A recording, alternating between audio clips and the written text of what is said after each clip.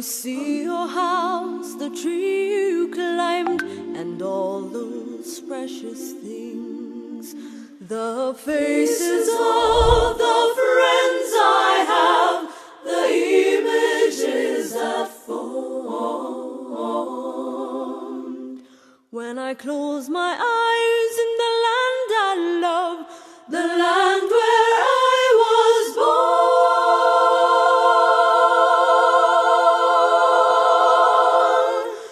My land is Kenya, so warm and wild and free. You will always stay with me here in my heart. My land is Kenya, right from the islands to the sea. You will always stay with me here in my heart. Here in my heart.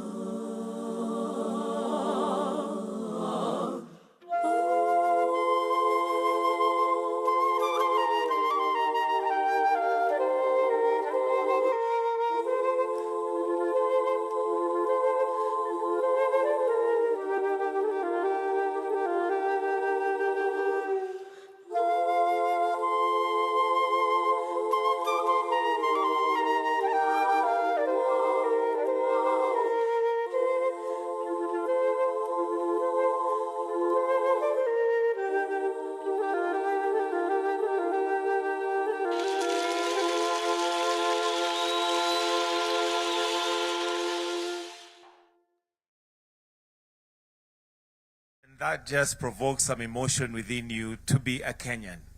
Usiwahi ambiwa na mtu we are going in the wrong direction. Your Excellency, we are headed in the right direction. Another round of applause, please. And that particular song, that version has been done by the Moipei sisters. I know some of us may be aware. They are triplets who are unique and have put Kenya on the map of singing. Your Excellency, sir, with your permission, allow me to now invite Professor Makau Mutua, who is going to give a brief reflection of the session and the panel that we are finally going to have as our last panel. And this is the state of the Republic. A round of applause for Professor as he comes to give some very brief reflections on the state of the Republic before we get to our final panel discussion. Welcome, sir.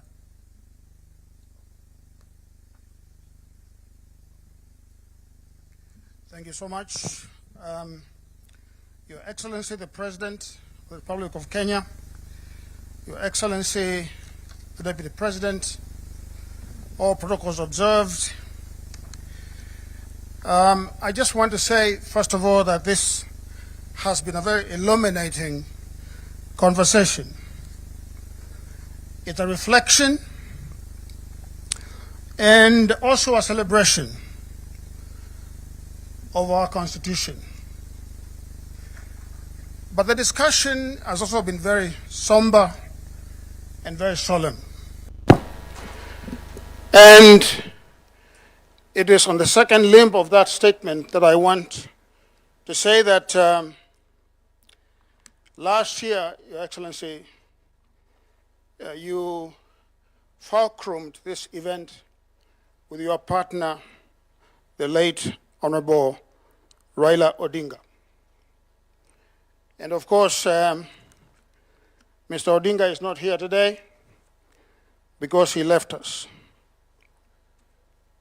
But I want to say that before Mr. Odinga left us, Your Excellency, you and he worked extremely hard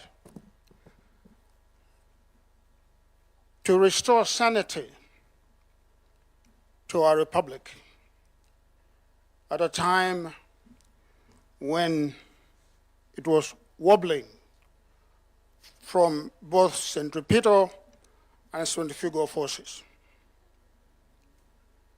But I just want to say, Your Excellency, today we can hold our heads high and celebrate that we have crossed that very difficult chapter, that river of turbulence.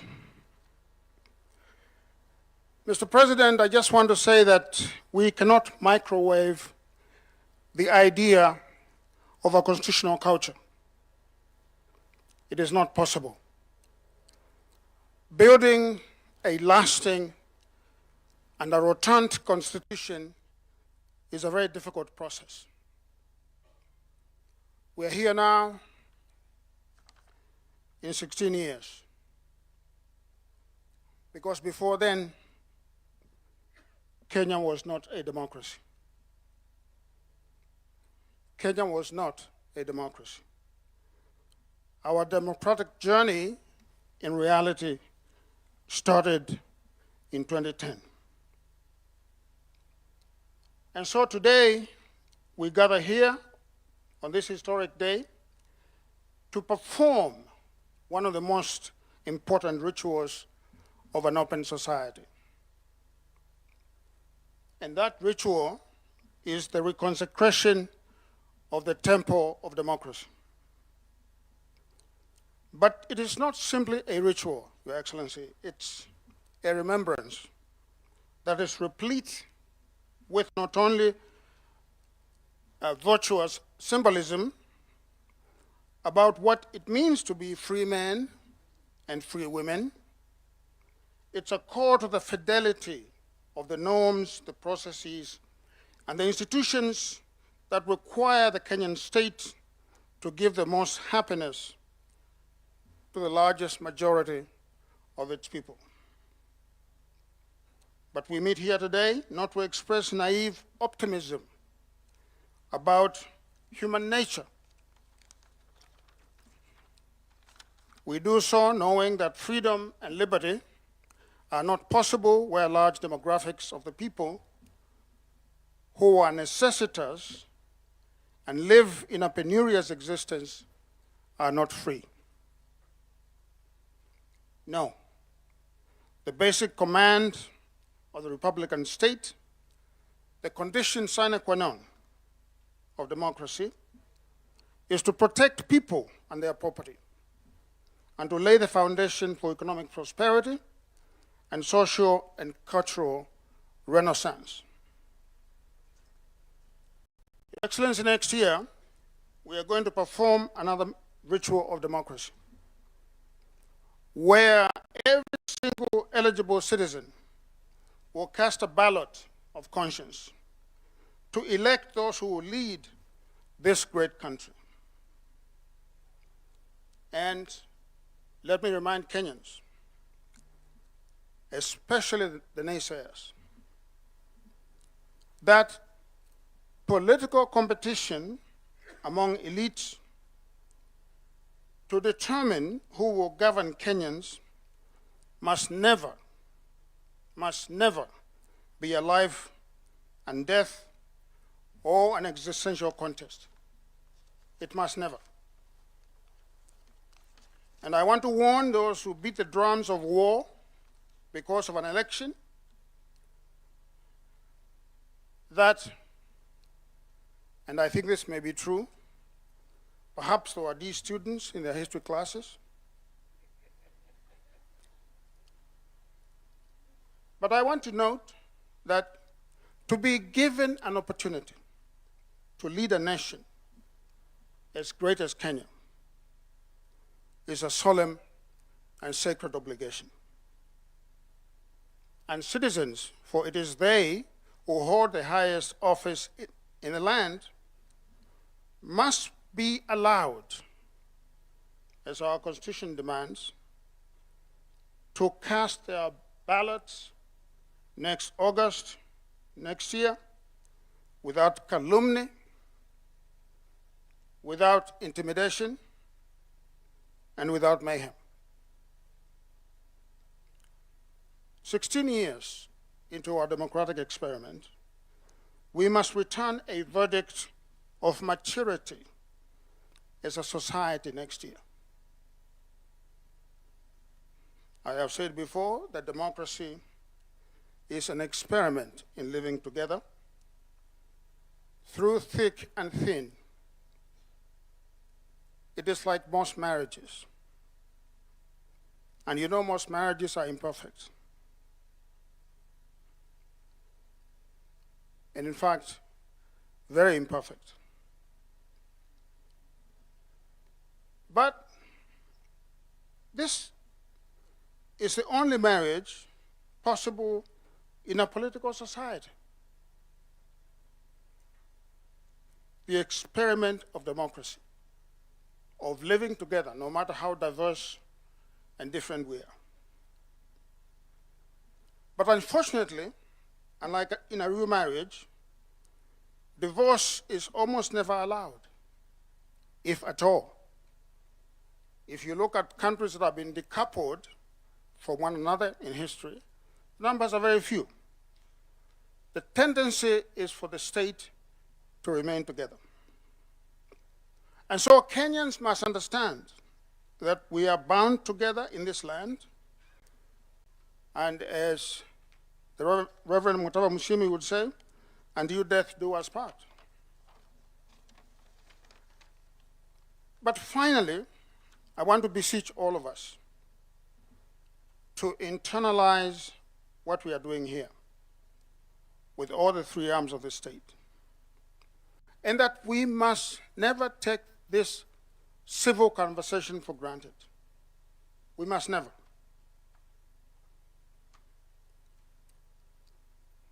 And we must lower the political temperatures. Let me finish by lauding the presidency, the President, His Excellency the President, because, Mr. President, you took an economy that, as we all know, was in free fall, an economy that was expected to default, and a society that was at each other's throats. And you not only stabilized the economy, you sewed together the fibers of our republic.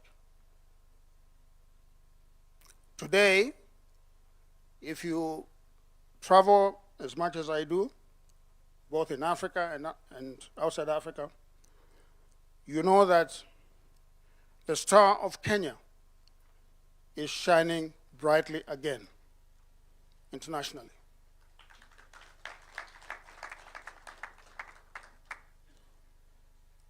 The work that the President has done is evident for all to see.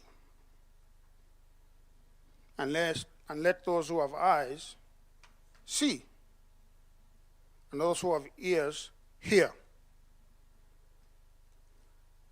Your Excellency, you took the call of the people and you have delivered. Our country and our democracy today are stronger and better than they were 4 years ago.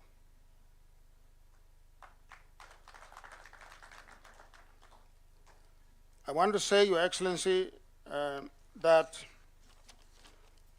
this ritual of Katiba Day, and may it continue in perpetuity, perhaps in different iterations. It's a ritual that must always be there.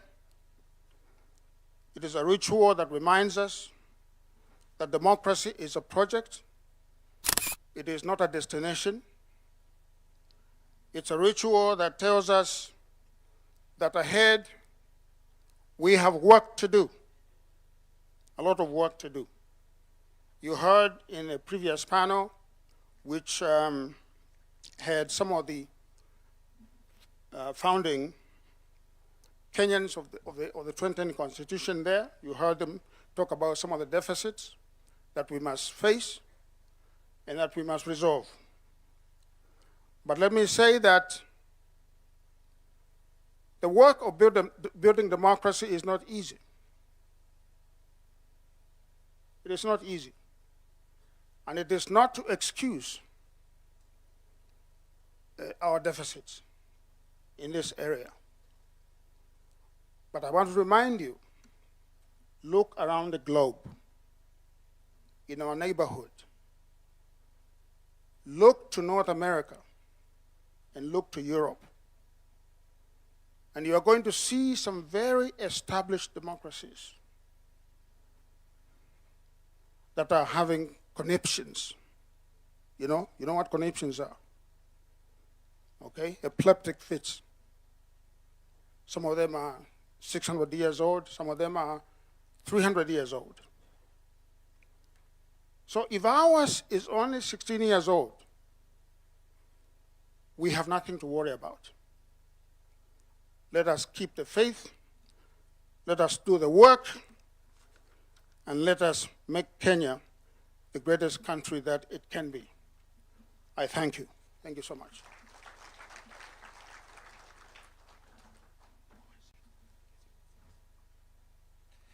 Thank you very much, Professor. Your Excellency, with your permission, allow me to now invite the Honorable Dr. Musalia Mudavadi, Prime Cabinet Secretary, and also Cabinet Secretary for Foreign and Diaspora Affairs, to make his submissions. Tumpatie makofi tafadhali akija. Welcome, sir.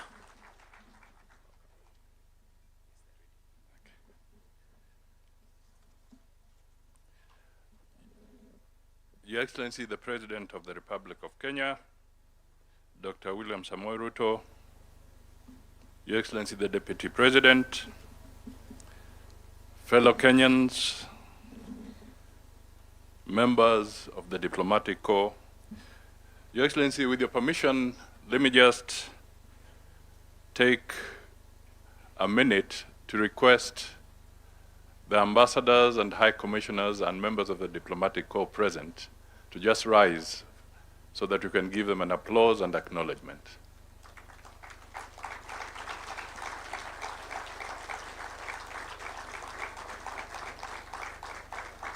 Thank you so much for joining us on this very, very important occasion.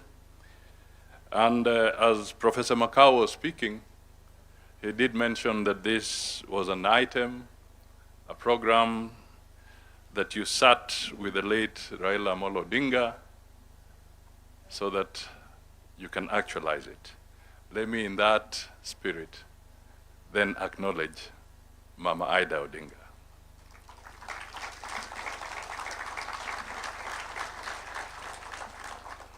Thank you. Your Excellency, I will not speak for too long, but I just want to try and recap the panelists and a lot of the issues that you captured in your speech. And I know that the next panel is being awaited for seriously because you will be one of the panelists. So I will seek the assistance of the technicians just to rush us through something which would summarize my remarks. Your Excellency, when I got the note from your office that there's this day, I just tried to work with our team so that we can quickly also capture the issues here. So on slide number 1, because I want to move away from too many speeches and also enlist the support of visuals, we want to take stock of 16 years of the new constitution.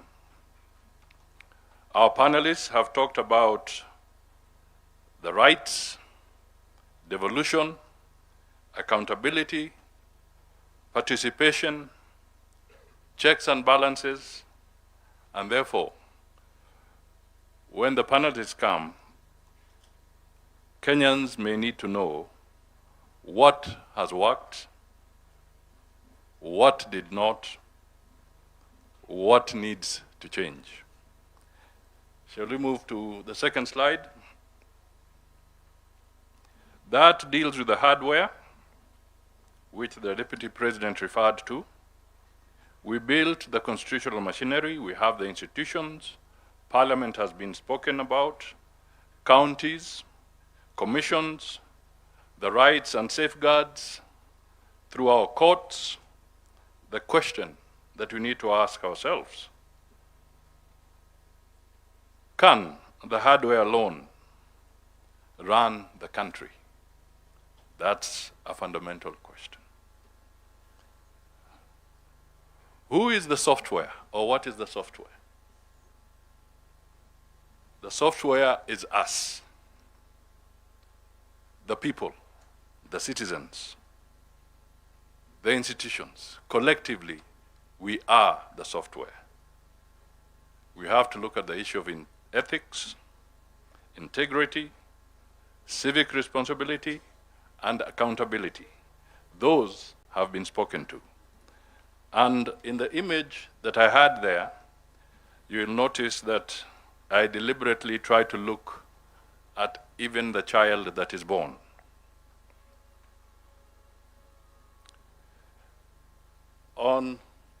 Now we can move to the next one. Values. Rules matter, but values make them work. What does the law require? What is the law trying to protect? What value is it trying to preserve? Ladies and gentlemen, constitutionalism is more than compliance. Let me move to the 5th slide. At the corner, you will notice something about litigation. These are the constitutional safeguards. We want to protect citizens.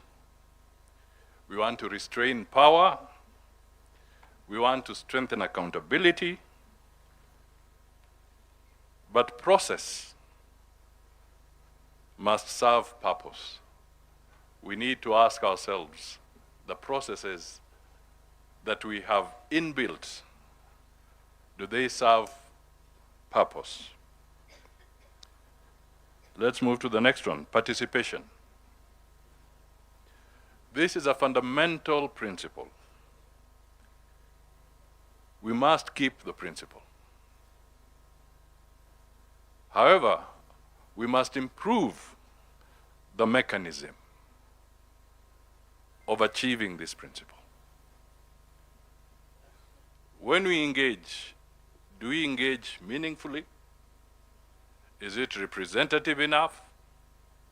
Is it proportionate? Is it technology enabled? I ask these questions because the AG mentioned the public participation bill, which has gone through Parliament. I think it's now with the Senate. It may be of interest to note that we did cost what is outstanding for the government of Kenya during this 5-year period in terms of either legislation or policy. And if we go through public participation in the way that it is currently formatted, we came to a figure of 20 billion Kenya shillings to go through the process of participation. Is that proportionate when compared to the need to strengthen SHA, to the need to do affordable housing, to the need to improve our education? Is that proportionate?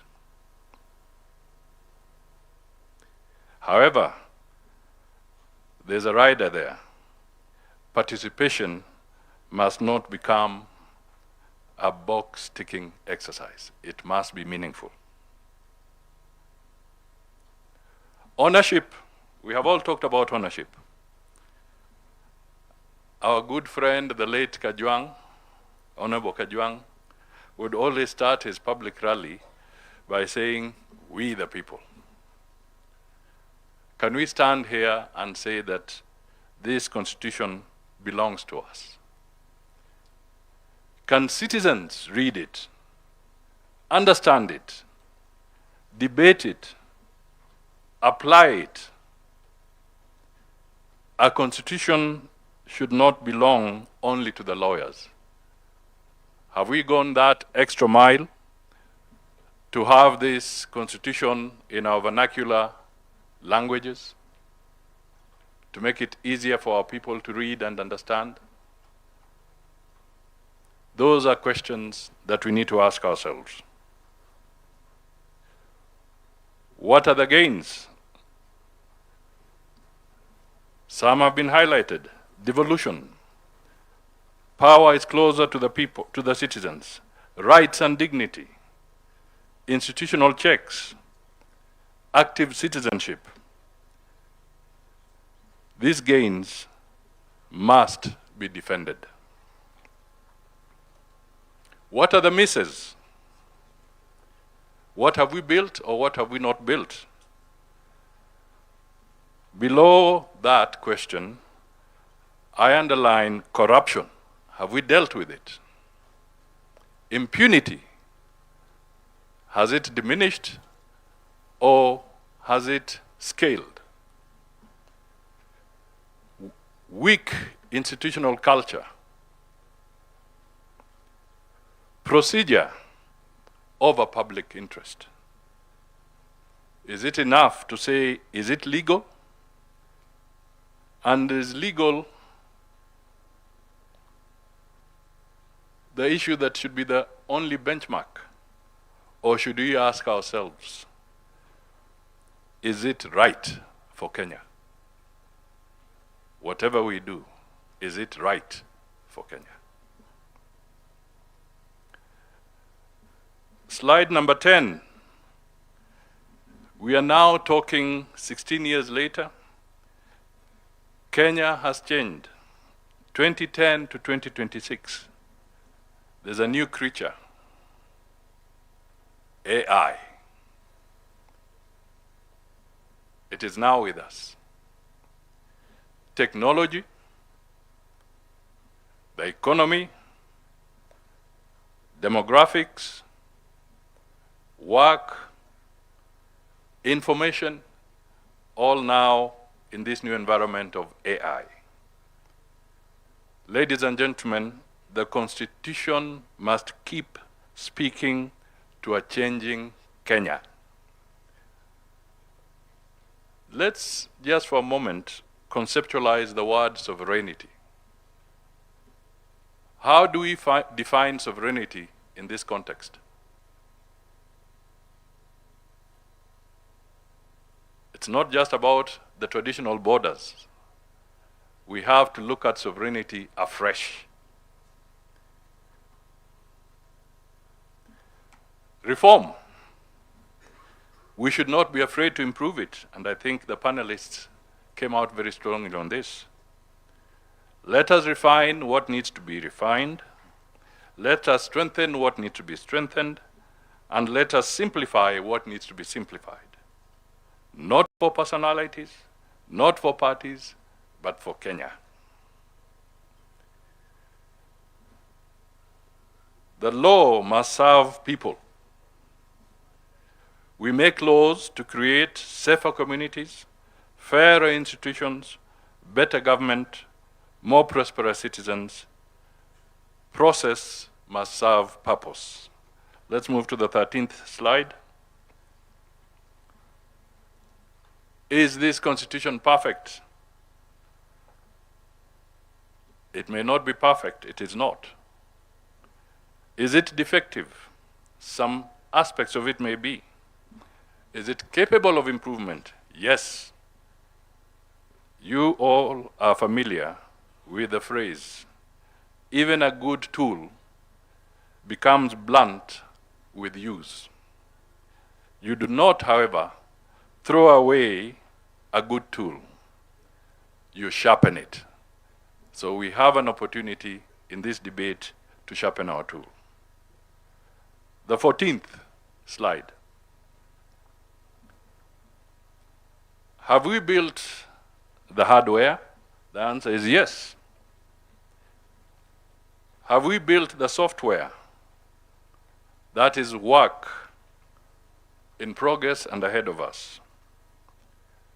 Ladies and gentlemen, institutions matter, laws matter, courts matter, but above all, it is character that makes the system work. So, what is our national character. What defines us?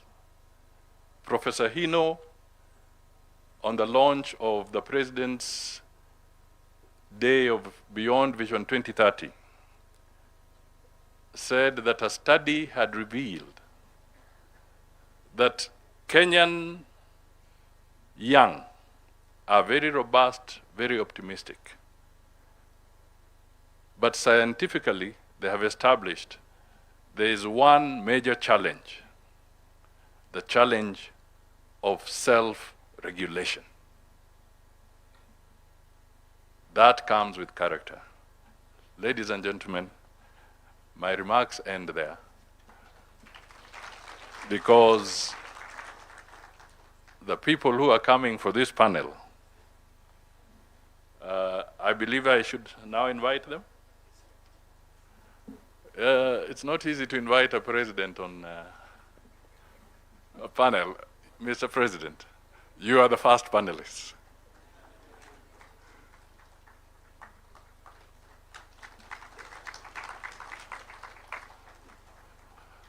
I now also wish to invite the Chief Justice and President of the Supreme Court, the Honorable Justice Martha Koome. Let me invite the Speaker of the Senate, the Honorable Kingi. Let me invite the Chairperson of the Council of Governors, the Honorable Ahmed Abdullahi.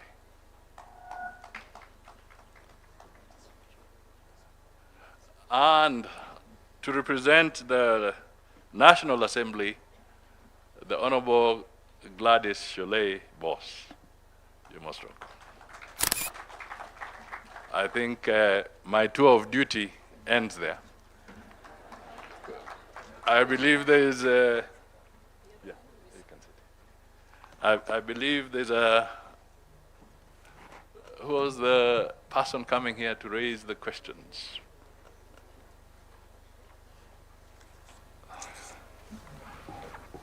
Our moderator, please. Latif. This man harasses us when he gets hold of us. Please.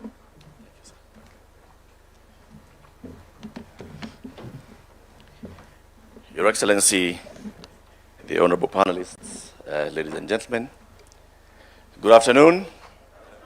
Happy Katiba Day. I want to start on that note because it has to be a happy Katiba Day. On this day, 16 years ago, it was a bright morning when many people gathered at Uhuru Park. I was one of them. And there was renewed hope in this republic that we, the people, were giving ourselves a new constitution. And on that day, we witnessed the birth of the Second Republic. On that day, we hoisted a national flag at Uhuru Park. It's there to date. When you look at that flag, always remember that represents the Constitution that we're talking about today. Your Excellency, as we mark this 16th anniversary of our Katiba, we also ought to actually recognize that it is now a national day. And a national day means that we may do whatever else we want to do with ourselves throughout the year, but on one day, we shall anchor ourselves to the supreme law of the land and to the sovereignty of the people of Kenya. And that day is today. Please, let's clap for that. When we say we the people give ourselves a new constitution, many people may take that for granted. But actually this morning on our show, Fixing the Nation on NTV, we actually asked ourselves the question, if you went around many African countries and asked the people just ordinarily, ndugu jirani, hapa kwenu mna katiba? Some will actually not be able to answer and tell you whether they have a constitution or not. Go to any part of this republic today and mention the word Katiba, and people know that we have a constitution. That anchors the fact that we, the people, are the owners of this constitution. We are the sovereign in this constitution. We delegate our sovereignty to institutions and to public offices. And for that reason, we had the various institutions speaking earlier today, and we also have the very top of our arms of government on this panel. Let's clap for them as we start this conversation. I want to start by just acknowledging some of the words that you said, Your Excellency, in your remarks to set the scene for today. You said accountability cannot end with defending institutional territory, observing procedure, or publishing reports. Ultimately, we must account for outcomes, whether we have protected the sovereignty of the people, upheld human dignity, preserved constitutional order, used public resources responsibly, and brought the rights guaranteed by our Constitution within the reach of more citizens. There's no greater responsibility than that's given to the people in our panel today. And I want to start with you, Your Excellency. When you took the oath of office, the first oath of office that you took was the oath of affirmation of allegiance, in which you said, I may remind you, and I'll use the names, please allow me to use your name. I, William Samoei Ruto, in full realization of the high calling I assume as President of the Republic of Kenya, do swear that I'll be faithful and bear true allegiance to the Republic of Kenya, that I'll obey, preserve, protect, and defend this Constitution of Kenya as by law established, and all other laws of the Republic, and that I'll protect and uphold the sovereignty, integrity, and dignity of the people of Kenya. Our conversation this afternoon, Your Excellency, with the permission with the honorable panelists, I just wanted to make it very short. It's not accountability. Accountability for these high offices. At the end of this, the program has you coming to make your closing remarks. So we'll not even do the closing remarks. We'll just do quick accountability for the person and the office that you hold. What have you done to uphold the Constitution? Your Excellency, you swore to obey, preserve, protect, and defend this Constitution of Kenya. Are you aware, sir, that your cabinet is unconstitutional?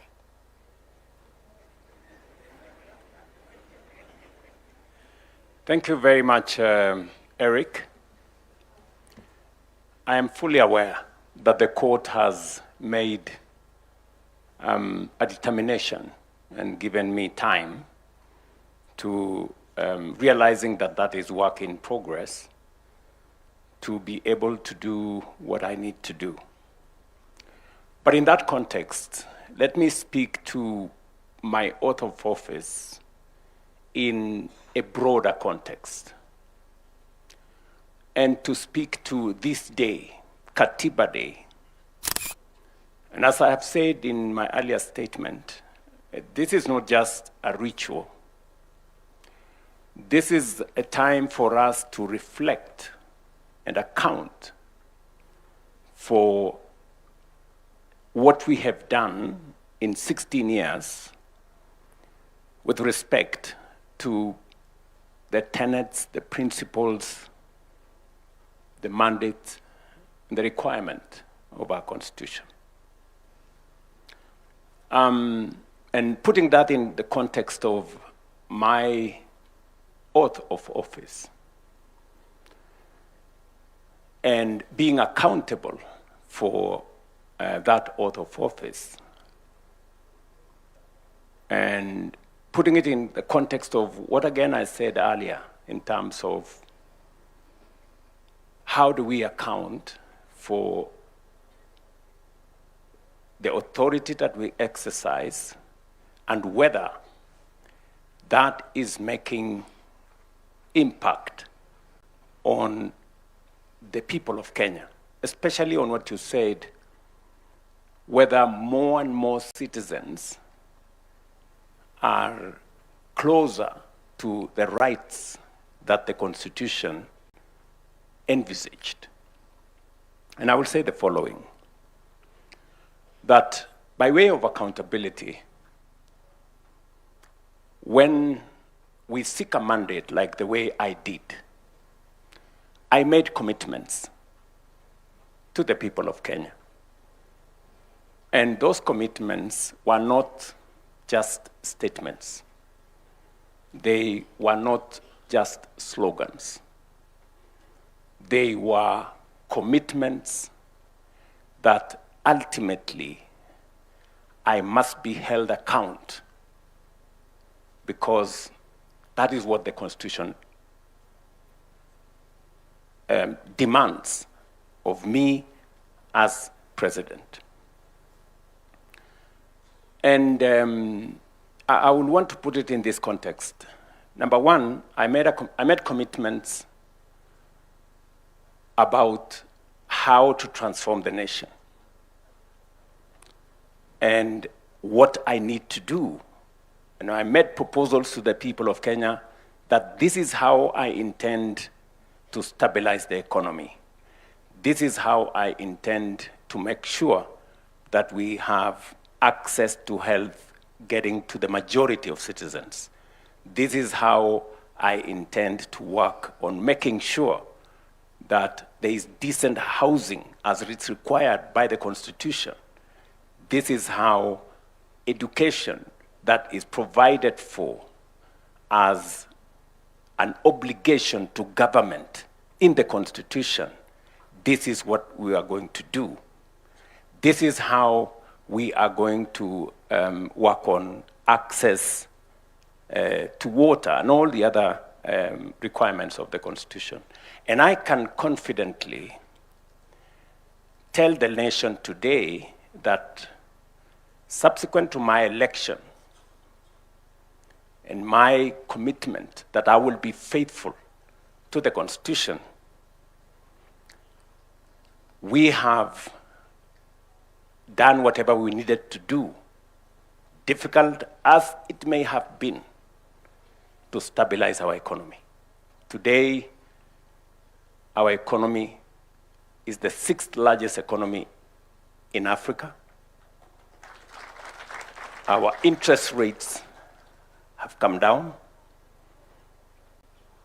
Our exchange rates have come down and stabilized.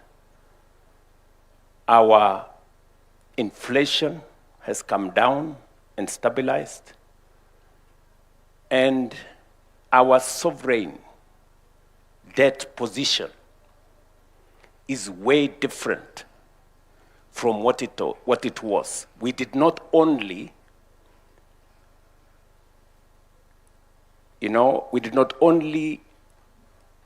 avoid the default. We've gone ahead to create a much more stable economy. Allow me to bring you back to my question. Let me so that I don't lose my trend of thought. Okay. Let me say that often I have been asked, you committed yourself that you will reduce on debt and on borrowing.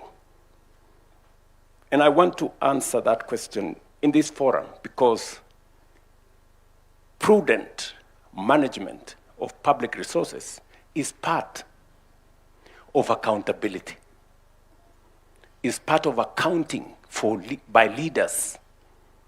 Sometimes we reduce accountability to just be about, corruption and those other things, which are fundamental. But the worst form of corruption is to make a commitment that you have no intention of keeping. True. And so when I made a commitment that we are going to think of how to develop our country without burdening ourselves with too much borrowing or debt, and sometimes disproportionately disadvantaging generations that come after us. Right.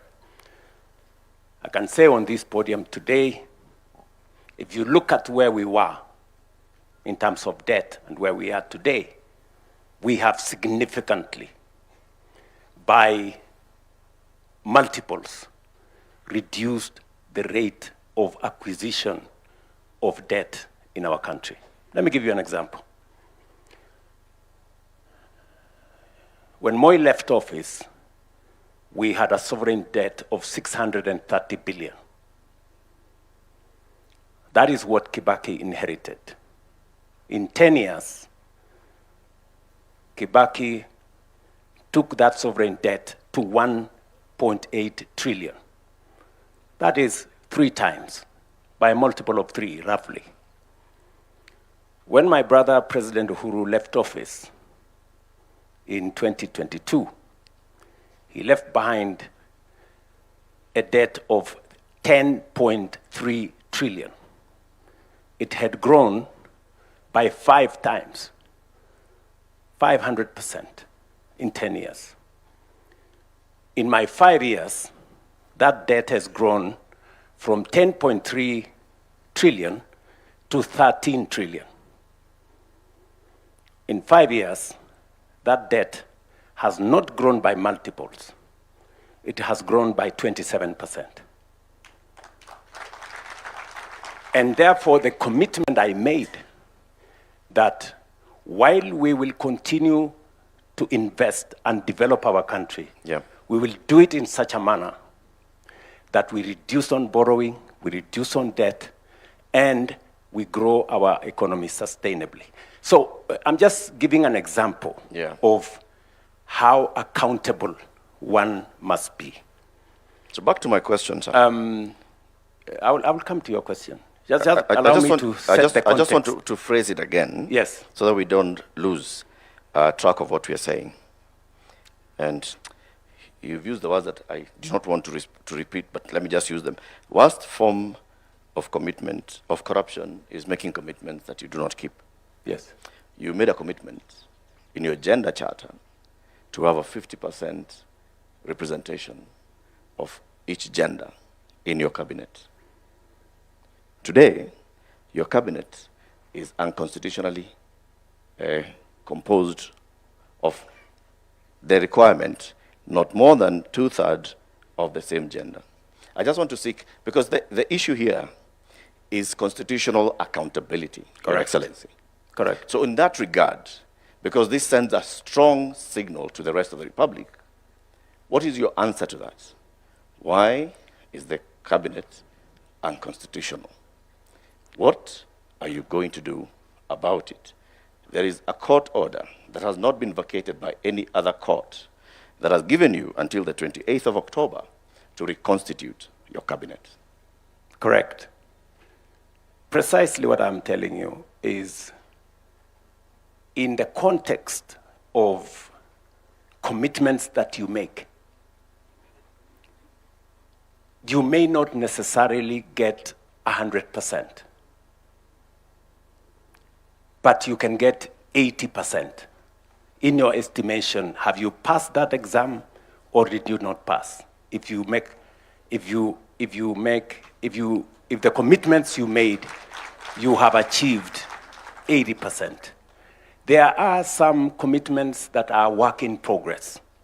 But what I was trying to point to you is that of the commitments I made to the people of Kenya, commitments on the economy, commitments on education, commitments on agriculture, commitments on housing, commitments on making sure we control our debt, commitments on making sure that we have universal health coverage, I can confidently say we are at 80%.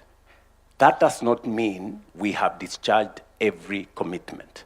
There are commitments that are outstanding. Among them is that one on making sure that we respect the 2/3 gender principle. Will you reconstitute the cabinet? It is, that's a much more simpler thing to say. Okay, let me just... But let me just, we are speaking in context. Yes. Don't make it simplistic. I am not, sir. Because, there are many people who are telling me, for example, I heard from exactly what you're saying, you must get 100% for you to have passed. I don't think that is fair to say, for you to have passed, you must get 100%. I think what we are saying is, have we, in the collective assessment of the people of Kenya, Yes. have we kept our part of the bargain substantively? You remember I used the words progressively in my statement several times. Yes. Have we made progress progressively? Yes, we have done. Have we done 100%? No, we have not got 100%. Some of it, as was said here by leaders, is work in progress. And its attainment may not happen today. Just the same way, the court has ruled that Parliament is unconstitutional because of the 2/3 gender rule.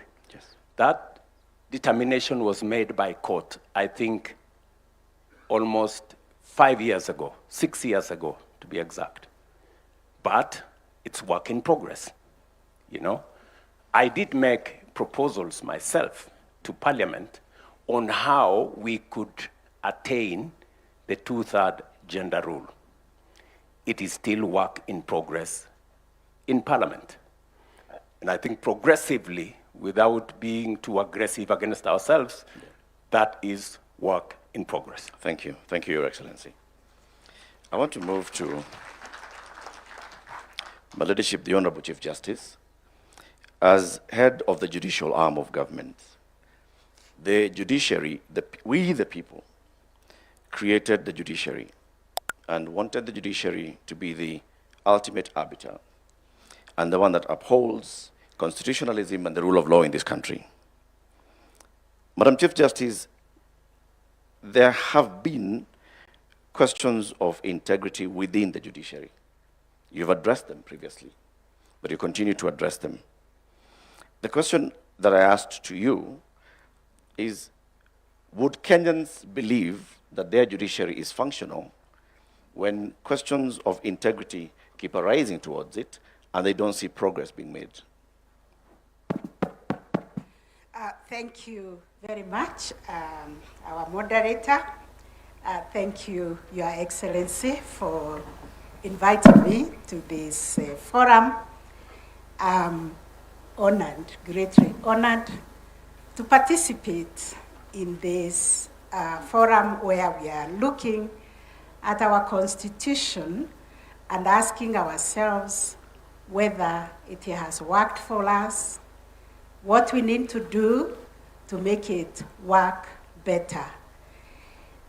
Now, when I look at the judiciary, we agree that judicial authority comes from the people. The people are sovereign, and therefore we are servants of the people. And whatever we do in serving them, we always ask whether we are meeting the expectations of the people, whether we are responding to their expectations, whether justice is truly a lived reality in Kenya. So this Constitution has really strengthened the judiciary, because now judicial independence is constitutionally entrenched. But we take it that judicial independence goes hand in hand with accountability. We ask ourselves whether in the way we deliver justice, are we reaching out to every Kenyan? Can every Kenyan access justice? And that is where we begin, Latif, to tell ourselves that delivery of justice services is like any other service. And therefore, we have a duty to reach to the very last mile with judicial services. And when we looked around, the number of Kenyans who can access formal justice services are a paltry 17%. The rest of Kenyans look for justice elsewhere through other means. They go to the chiefs, they go to their religious leaders, they go to their community, to their elders to seek justice. And therefore we asked ourselves as judiciary, and especially me as the Chief Justice, am I only a Chief Justice of the 17%? No. So we must net everybody. And this is why we are working with communities to expand the multi-door approach to justice to reach the alternative justice system, which is also a command of the Constitution, that we should promote ADR, alternative justice system, mediation, negotiation, reconciliation, and all that, so that every Kenyan can have a choice. Do I want to go to the formal court? Do I want to go to the alternative? And that if we are being celebrated even by the Commonwealth for having been able to link the informal justice system with the formal justice system. We have ukumbis or tribunals or community sessions where people are resolving disputes, and thanks be to this Constitution, they are able now to come with those agreements. We have trained them on fair trial methods so that when they agree, we only ask ourselves whether this agreement meets the constitutional thresholds. We've been, and we have established ourselves in 16 counties where we have NJS. We have court-annexed mediation now in over 120 court stations where people can opt for mediation, negotiations, to agree on their disputes, and we are adopting those disputes as the orders of the court. You talked about corruption, and I think the priest who did the introductory remarks was very apt, that the manure that is eating Kenya is corruption, is issues of integrity. And I think all the speakers have spoken to it. For us in the judiciary, it's very, very serious. We have no other currency to trade in. The executive has the power of the sword, they have the power of the purse. We only have public trust to trade in. And therefore, Kenyans must have confidence in the judiciary, in the independence of the judiciary. And this independence cuts both ways. It's both independence for us to be able to make decisions without any interference from anybody or from any institution, but also it's an independence that ensures that the citizenry can have confidence in the judiciary. Yeah. So it's both ways, and we are required to be accountable. We have done everything as a country to enact laws, beginning with the Constitution and other laws. What I would like to say is that corruption, in all its facets, is a criminal offense. And we have taken the front row in the judiciary to tell Kenyans that we operate a zero tolerance policy to corruption. We even do a daily briefing in our courts to tell Kenyans, when you come to court, you will not be asked for a bribe. You will not be asked for any facilitation.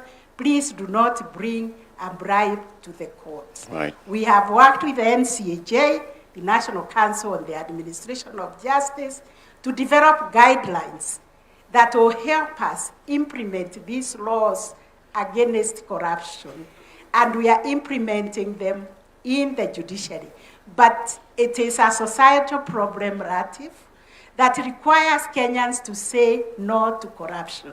It requires a national conversation because as much as we try to insulate ourselves in the judiciary, we are within this ecosystem where people believe in giving a bribe or even believing somebody who has no connection with the judge or the magistrate, that I know the magistrate, I know the judge, I will fix your case, I correct money to go and take to the judge. The judge or the magistrate may not even know, but sometimes they know. Yeah. And therefore I've been saying it is wrong. We as judges and magistrates and judicial staff cannot be dispensing justice with one hand and committing a crime with the other.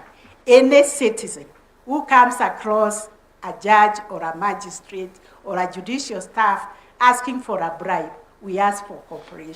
Thank you, Madam CJ. Just a quick follow-up on that. Citizens told the Ethics and Anti-Corruption Commission in their EACC 2025 survey that court magistrates attract the highest average bribe, apparently 164,000 shillings. Now, the one question I want to ask you, now that we are now introspecting 16 years in, can the judiciary really police and weed itself of corruption? Yes and no, by everybody who has taken a oath of office to defend the Constitution, to defend the rule of law, to say no to corruption. But out there are many people posing as agents of the judges. They are the ones collecting money to bring to the judiciary. And Kenyans themselves, why are they giving money to come and bring to the judiciary? So we alone cannot, because like me as the Chief Justice, with my 2 eyes, corruption, I was told, is like, is it sodomy or is it, what offense takes place, adultery, which takes place in the dark places. So with my 2 eyes, how can I know who is negotiating a bribe in their houses, in their chambers, in the hidden places where they do those things?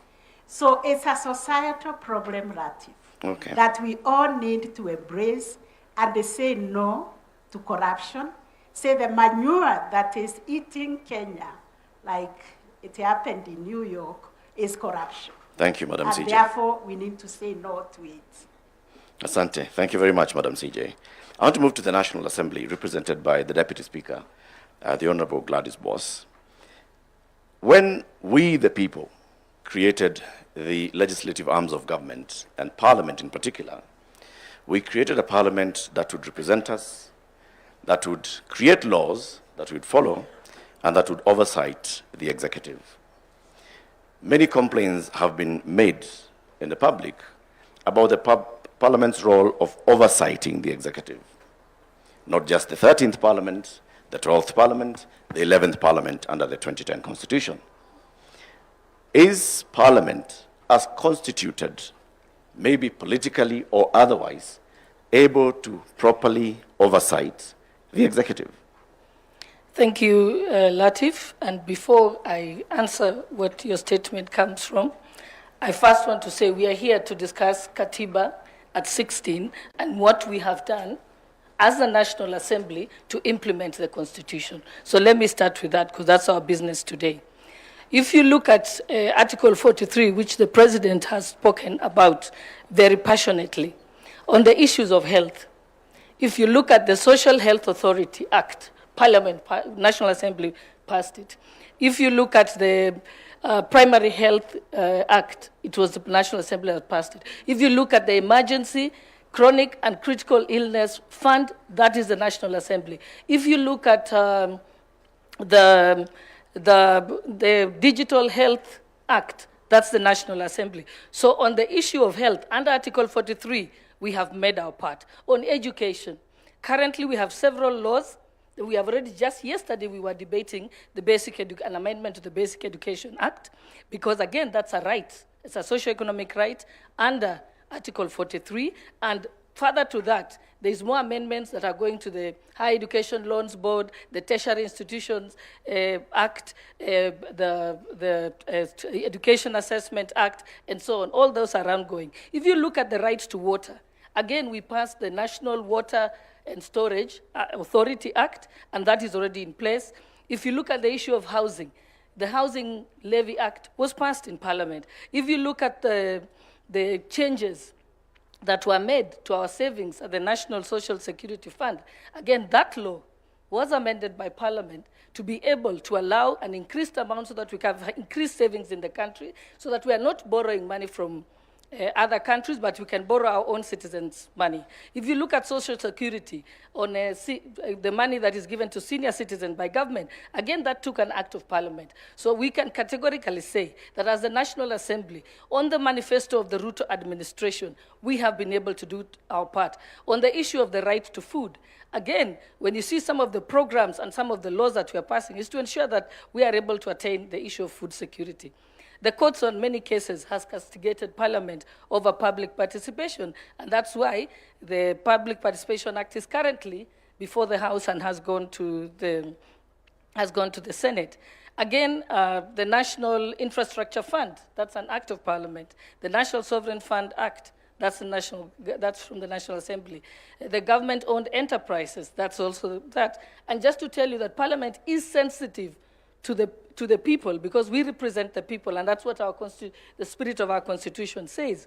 When we had the crisis in the Strait of Hormuz, and the prices of fuel was going to go very high, immediately, in exactly one day, we sat until midnight and amended the Value-Added Tax Act to be able to bring the price of fuel to at least an acceptable level.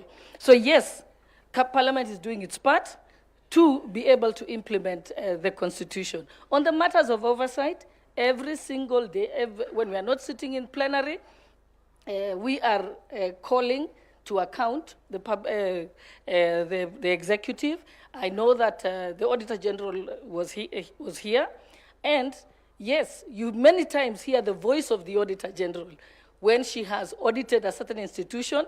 Most of the time, it's announced publicly, even before it comes to Parliament. Remember, it does not end with the Auditor General. That report, the Auditor General must bring to the National Assembly, then the relevant committees review them, and then are able to give sanctions where required or give recommendations where required. In the past, Parliament was behind in about 6 or 7 years. But today I can confirm to you as chairperson of the Liaison Committee, the chairpersons have confirmed that Public Accounts Committee is now at 2024-2025 financial year. PIC, the same thing. So we have managed to review the reports. And the challenge had been before that there was only one committee dealing with it. After that, the PIC committee was split into thematic areas so that they can be able to work faster. We've deployed several staff to them to be able to do that. So yes, oversight is live and indeed. And today, we go on recess as Parliament, and people think that we go on holiday. Actually, every single committee is sitting for 3 straight weeks to complete their reports, because we are also alive to the fact that it's a year. So yes, I can confidently say that Parliament has done its job, continues to do, and and we have had continuous improvement. We recently had a state of Parliament report, and we're able to see that we've done this much and we need to make certain changes. Like now we know the outstanding orders have to be changed so that we can have the Public Accounts Committee can be in four of them in thematic areas so that we can work faster for better oversight and accountability. Thank you. Thank you very much, Madam Deputy Speaker. And let's account for that. Parliament has passed legislation. The question is, has Parliament processed legislation or passed legislation? When it comes to executive oversight, is Parliament oversighting the executive, or is Parliament, for lack of a better word, tapping the executive on the back? Not or at on all. The wrist? I think, when you say that we are passing government bills, you must remember we have someone called the majority leader in Parliament. The single job of the majority leader is to table government bills, because if the government has to work, the laws have to be passed. So that is his job. Then there is private members' bills, and then the minority also are able to bring various bills, like the bill on the Basic Education Amendment Act yesterday was by Honorable Oluoch, who is from the minority side, and he has been prosecuting it for almost 2 years. So yes, Parliament is not a rubber stamp, as you try and say. That's a rumor by the media. All right. The Honorable Speaker, Moses Wetangula, recently spoke of some MPs receiving letters for appointment of teachers. And I know that matter was live, even in Parliament, by some members of Parliament yesterday. As the head of Parliament, how do you respond to this? Is Parliament an extension of the executive, Okay, or the recruitment agency of the executive? Okay, Latif, let me remind you again politely that we're here to discuss and take stock of Katiba at 16. Indeed it is. And so I have not come here to discuss rumors that are out there. What you can do, when I come to your TV station, that will be a valid question to ask. So I politely decline to answer. Okay. Let me remind all of us that we are here to account for Katiba at 16. It is our constitution. The offices that we created are accountable to the people of Kenya in all things that they do, whether they are passing laws or blocking laws. So, the Honorable Deputy Speaker, respectfully, I tell you that the question I'm asking is about accountability. No, it's a valid question, Parliament. and as you said, and as I've told you, that for today's session, there's no answer to that. But I can confirm to you that yesterday, the Education Committee was waiting to summon the Teacher Service Commission, because that is the independent commission that is charged to do with recruitment of teachers. If they are doing it in a different manner other than provided by the law, then they are the ones to be called to account. And that's why I'm saying that's a conversation for another time, not today. There is no better day than today, but let's move to the next one. Honorable Speaker, Amason Kingi, you're Speaker of the Senate. You served as the county governor for 2 terms, and you know the role of the Senate that we, the people, established is to defend and promote democracy, devolution. And I want to ask today, is the Senate protecting counties? And can you give us examples where the Senate has actually protected counties, and from what? Thank you for that question. Indeed, the constitutional mandate of the Senate is basically that, to protect the interests of the county governments. And it does that in different fronts. First is when we are doing the division of revenue between the national government and the county governments. That is where the Senate then pronounces itself as a defender of the county governments. You will note that since inception of devolution, because of the the spirited fight by the Senate, the shareable revenue going to the counties has gradually been increasing. So yes, we have been fighting so hard to make sure that the county governments do not get a raw deal when it comes to sharing the revenue between the national government and the county governments. There are other instances, of course, where the Senate comes in to protect the county governments. You've heard of this issue that is, I believe, still very much alive. That touches on the roads, for example. There has been a push from the national government on how to reclassify roads beyond what is presently provided for under the Constitution. And I think the Senate has taken a very firm stand on how we should handle that matter, again, protecting the interests of the county governments. So yes, the Senate has been there fund on behalf of the county governments. Have there been instances, Honorable Speaker, when the Senate has felt the national government overreaching its mandate to claw into functions of devolution? Well, if you look at Schedule 4, for example, which demarcates the functions that are preserved of the national government and the functions that are preserved of the county governments. For the period that we have experienced devolution, there has been, of course, a delay in unbundling these functions. And, but by and large, as we speak today, at Katiba at 16, a lot has been done, and unbundling has been done. What I think is remaining is costing of those particular functions. But again, under our law, a county government can enter into an agreement with the national government. Maybe a function is a preserve of that particular county government, but they can enter into an agreement with the national government to allow the national government to actually undertake that particular function. In such a case, we cannot say the national government is overbearing. All right, I want to just progress that conversation to, of course, the chair of the Council of Governors, Honorable FCP Abdullahi. As governor who's also in your second term, are there instances where, as governors, you felt that the national government, and I'm not talking about the administration, I'm talking about the national government, has overshot its mandate to claw into devolution? Thank you very much, Eric. Before I answer your question, let me set mine like everyone else was doing. Devolution has done extremely well, and it's the that everyone here that has been on this podium has said it's that one single takeout that has been very beneficial to Kenyans out of our 2010 constitution.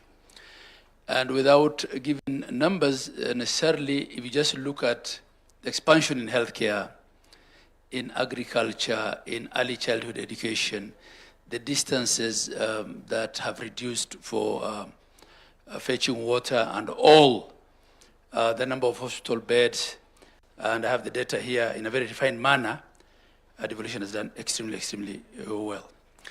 Now, on the issue of national government and the whole matter of clawback, you'll have to understand that in a robust democracy such as ours, and where we came from, you know, we were not 47 countries coming together. We were one country, and we were not coming out of war, right? We had a very strong centralized government. And the clamor for the new constitution was partly to spread that power at the center and devolve resources and decision-making over those resources. So there'll always be areas of conflict between national and county government. And this is why we have a very elaborate architecture of intergovernmental relations. And we try as much as possible to solve disputes intergovernmentally, right? And at times then, when we don't quite agree, that's why we have courts. And this is the same everywhere. I was just checking the number of cases that US states filed against the Trump government in the last 2 years. There are over 100. So this is normal. And two, clawback globally of decentralization, because devolution is a form of decentralization, doesn't really have to happen through change of law. It mostly happens through, administrative procedures, right? Bureaucrats, sometimes even middle-level bureaucrats at national government might send out circulars and do certain things which then impede or gridlock implementation by decentralized units. And this is why we have IBEC, the Intergovernmental Budget and Economic Council, headed by chaired by the Deputy President, where we meet and discuss these things. And many times we disagree, many times we agree. We have summit, where as a body of governors, the council, we may even disagree with the president, right? And we come back together again to see how we refine, certain procedures. So I would say, largely, we've done very well. Right. And sometimes some of those administrative interventions are necessitated not so much by the clamor for clawback, but just to get things more standardized, right? Especially in the area of health, technology, equipment, for instance. We might be quite protective of that space as governors, but again, when you look at what, for instance, the NESP, the National Equipment Support Program, has done, and sometimes we ask ourselves, could we have done this individually, as single counties?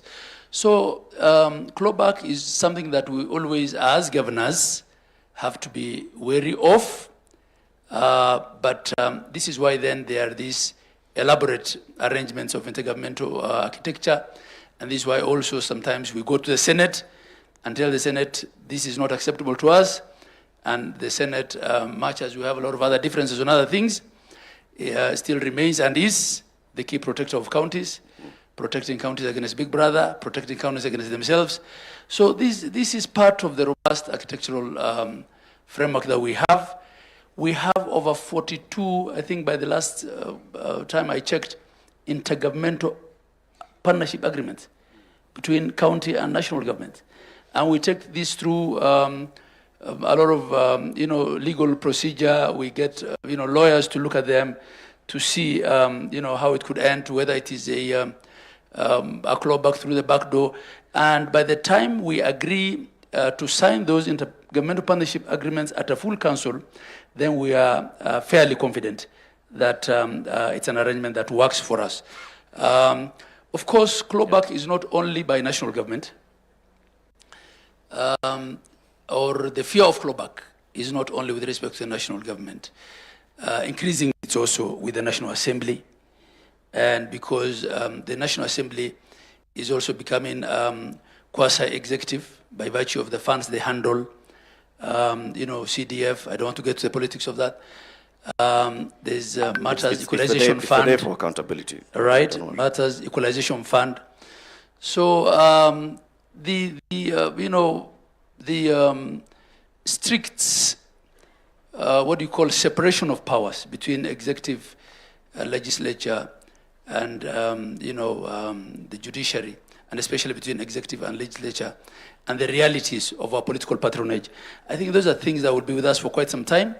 But generally, I think this current administration has respected our space. Thank you. We, the people, have created layers of accountability for the devolution unit, the devolved units. There's the county assembly, there's the Senate, and of course there's directly the people of Kenya. You have a council of governors. Do you use that council of governors as an accountability tool where you self-check and you self-call out for, I don't know how else to put it, for bad behavior? Yeah, that's a good question. As chair of council, I don't have the, constitutional office powers that the people sitting on this panel with me have. I'm just a first among equals. I get elected. So the next year I will be elected on the 8th of October. So I'm more of a union official.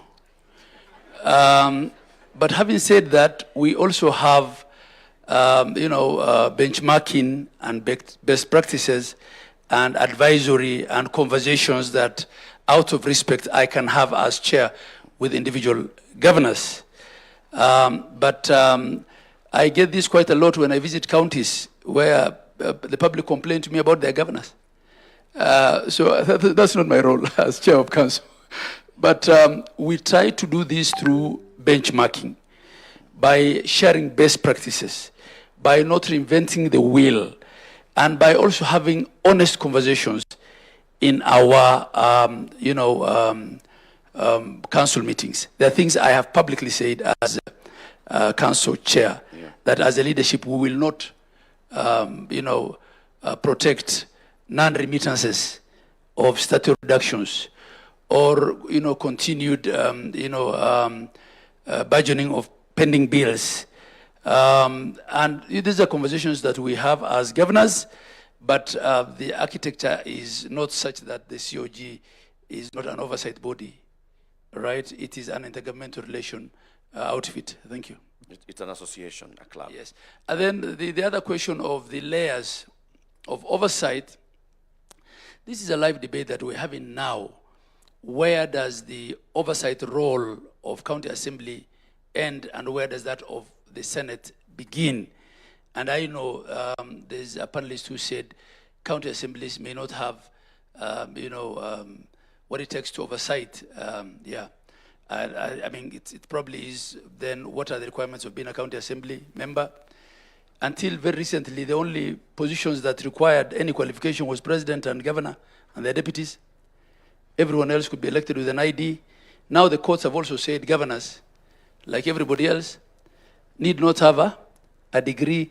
So those are debates that we have. We try to resist as a council appearing before the Senate for day-to-day operational accountability and argued that that is best left to our CECs and the Assembly, and that the Senate comes in on big matters, on policy, when there's a crisis, when there's impeachment. But the court disagreed with us, so we have to appear before Senate as governors, and at times get asked why a bean card in a facility 300 kilometers from where you are has not been signed. So, I mean, the interpretation of law is done by the courts. We stand guided by the decisions of court until such a time when that changes. Thank you. Thank you very much, Governor. Your Excellency and honorable panelists, you'll acknowledge that we are actually making reference to the supreme law of the land. And the fact that we actually have a supreme law of the land that is so well known by many people is a big gain, like we've all said. And the fact that we can have such a day to hold ourselves accountable for what we are doing with the office, the high office that we've been given, is also a big plus. I'd like to come final round as we conclude this panel to look at institution level and the Constitution. And I'll start with you, Honorable Deputy Speaker. You understand this Constitution very well. You participated in making of this Constitution, well, as did the President and the Honorable Speaker and the Honorable Chief Justice, everybody. But looking at the Constitution as it is now, and the institution of Parliament as we have created it, are there aspects of the Constitution that we have not gotten to the full realization of, whose benefits we are not yet reaping from Parliament? And are there ways in which the Constitution ties your hands as representatives of the people? Thank you, Latif. When we take the oath of office, we swear to uphold and protect the Constitution. It's an obligation under Article 3 for every Kenyan, including yourself. You're bound to protect, uphold, and defend the Constitution. So that is something we must do. But as legislators, yes, there's ongoing discussions constantly. We have a committee on a Constitution Implementation Committee in Parliament. Its job is to constantly review various departments of the executive to find out if they have implemented the Constitution. So they're constantly bringing reports, and a lot of their recommendations have helped because they're able to look at the list on the schedules, what should have been implemented by what date, and they are ensuring that that is actually happening. So that is the role of Parliament. So Parliament can't just amend the Constitution, but our job is to have the Constitutional Implementation Oversight Committee. But yes, there is also conversations in the Justice and Legal Affairs Committee.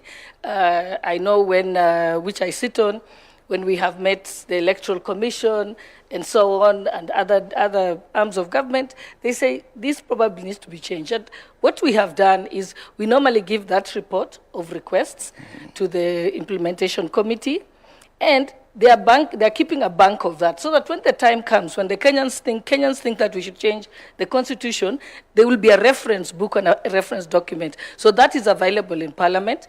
And they've also taken stock of what needs to go to a referendum and what can be changed under parliamentary initiative. What fruits are we not reaping from this Constitution? Sorry? What fruits are we not reaping?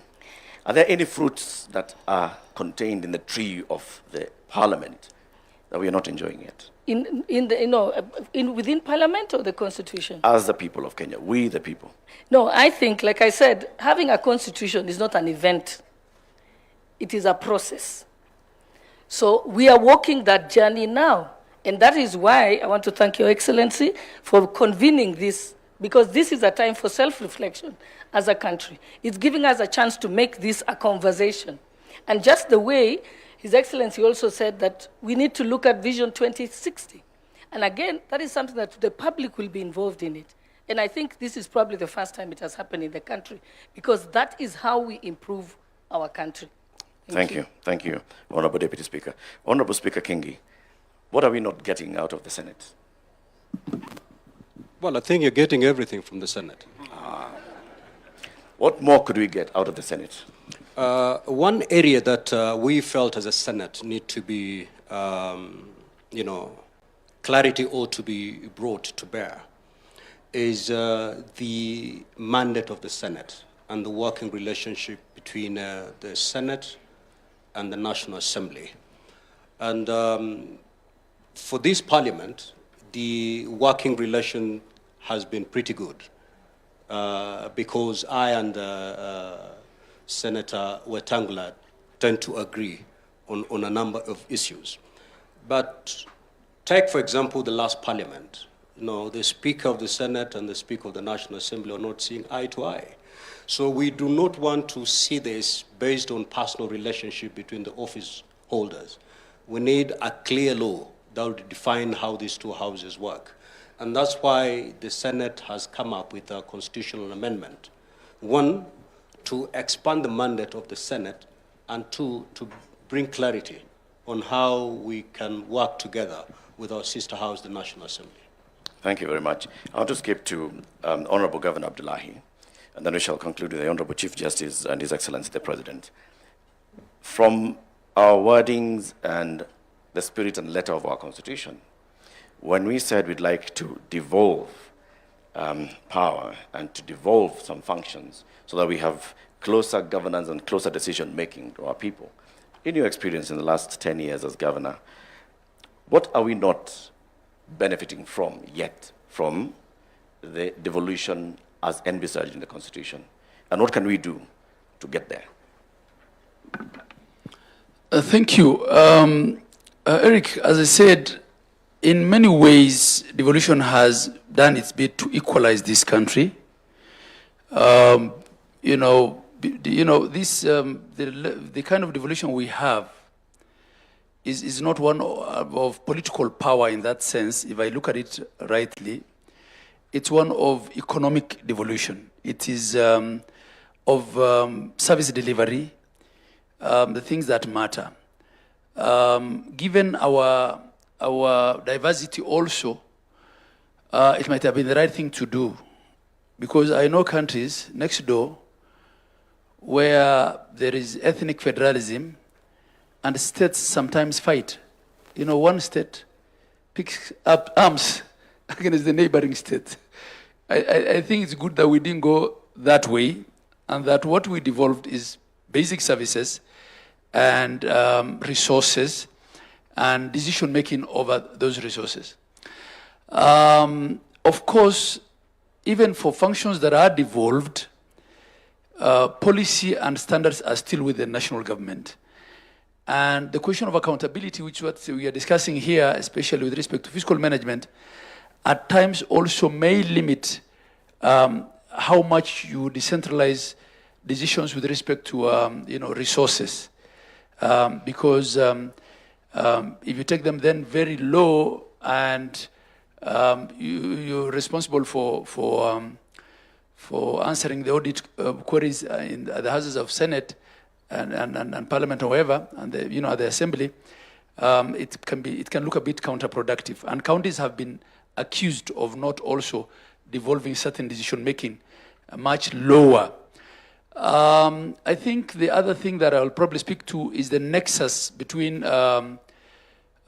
county service delivery, county government enforcement, and enforcement generally, because the level of enforcement that our people know generally is uniformed enforcement.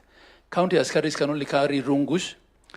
So at times, we may increasingly are seeing that bylaws made by counties may not get as much support in enforcement as national laws would. I think this is probably an area that we need to look at, and that probably also speaks to why the county policing authorities are not enforced up to now, because of resistance from police operations teams. So those are areas. How can we strengthen counties to have better enforcement? How can we require them to devolve their services further? Those are conversations that we can have. But generally, I think a lot has improved. As I said, our intergovernmental relations is much better today than when we started 13 years back, right? But overall, of course, expectations also shift. You know, the expectations that there were in 2013 are not the same expectations. And a lot of times, a county's performance may be judged by what the loudest MP from that county said on the floor of the House, as opposed to actual reports by oversight authorities.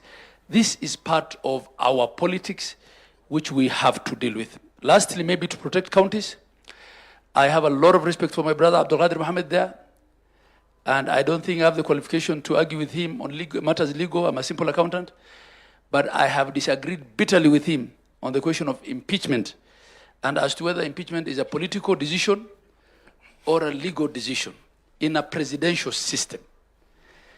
And also, I might be clouded by the political realities of our counties. We have had a governor who was impeached before she formed her cabinet. And she kept being impeached until she was finally impeached, right? And had to go home. So I think the courts have some role in protecting, such governors, where for sociocultural reasons, probably people thought they made a mistake in electing so-and-so, and will get rid of so-and-so regardless. Yeah. So I think, it's not fair that you cannot recall a member of parliament for the first 24 months, and then you can't recall them for the last 12 months. But you can impeach a governor before they have formed government. Those are some of the things we need to look at. Thank you. Thank you.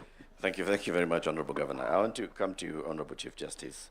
Again, as we take stock of 16 years of our Constitution, as the third Chief Justice under this Constitution, and having served in the judiciary even before rising to the highest office in the judiciary, what do you think we could gain more from greater cooperation and interdependence with the other two arms of government? And so we'll start by saying what we are not getting. Thank you. Thank you very much.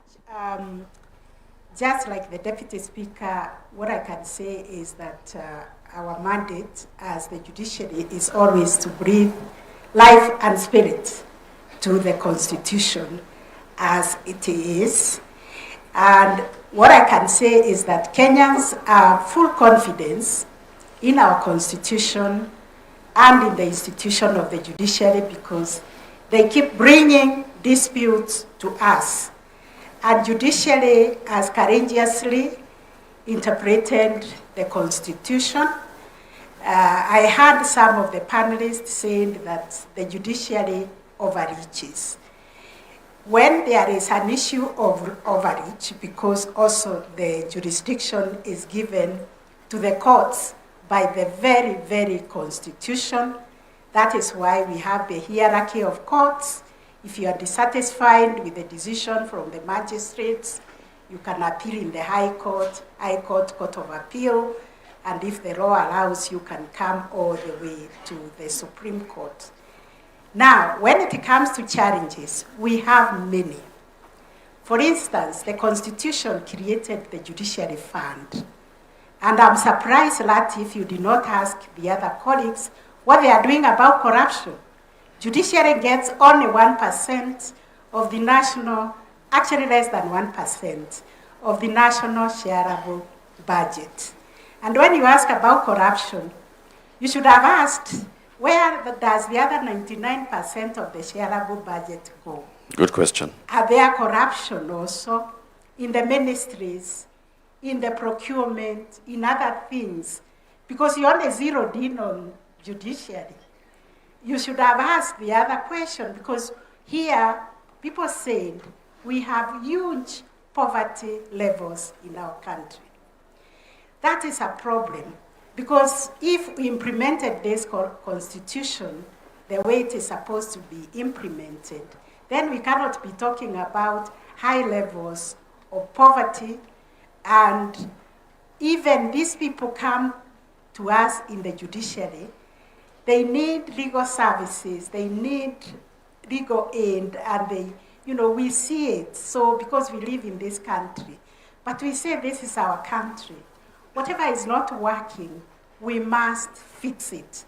And that is the spirit within which we are meeting here today, to introspect and see what it is that we can do better as a country.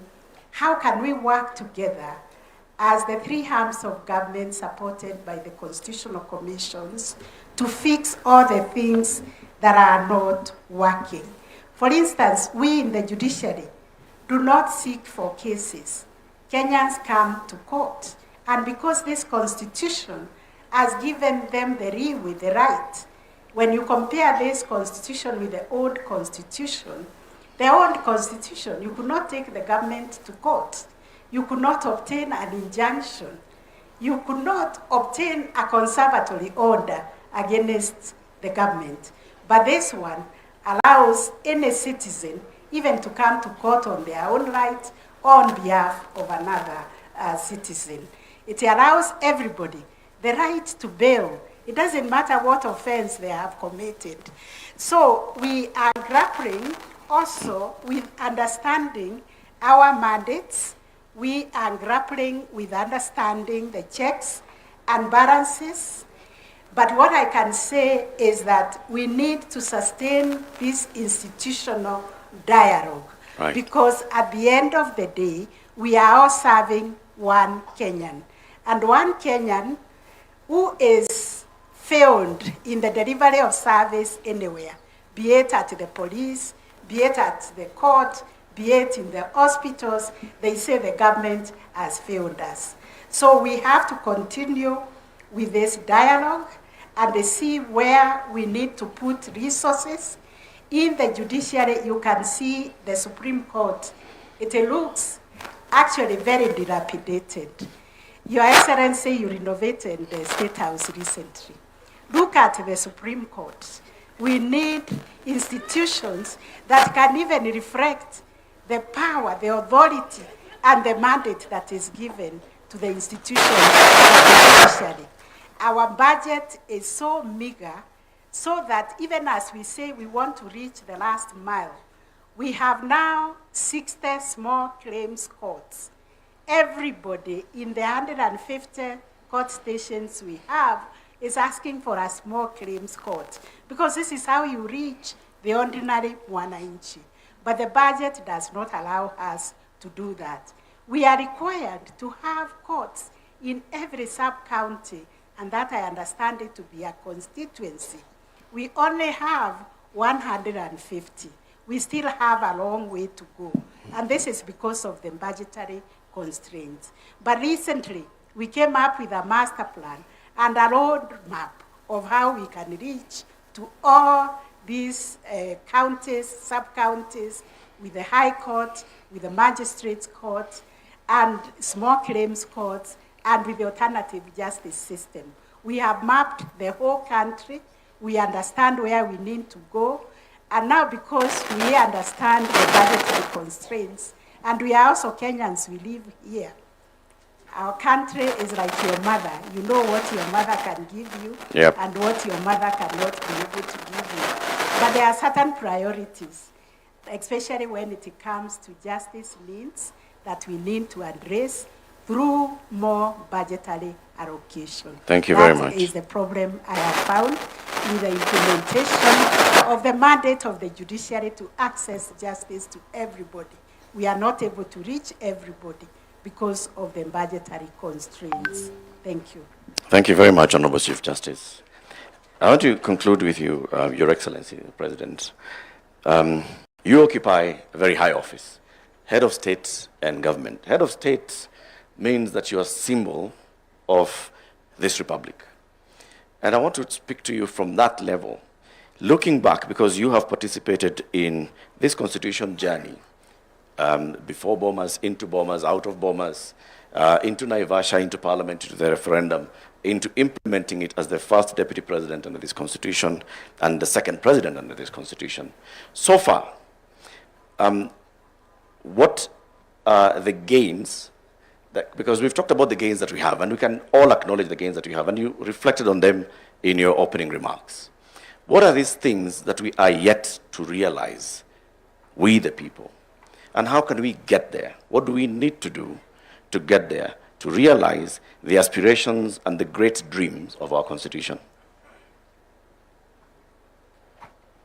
Thank you very much, Eric. And because I don't intend to make any further remarks, including what was listed as closing remarks, I will just finalize on my statement now so that we can bring this occasion to a close.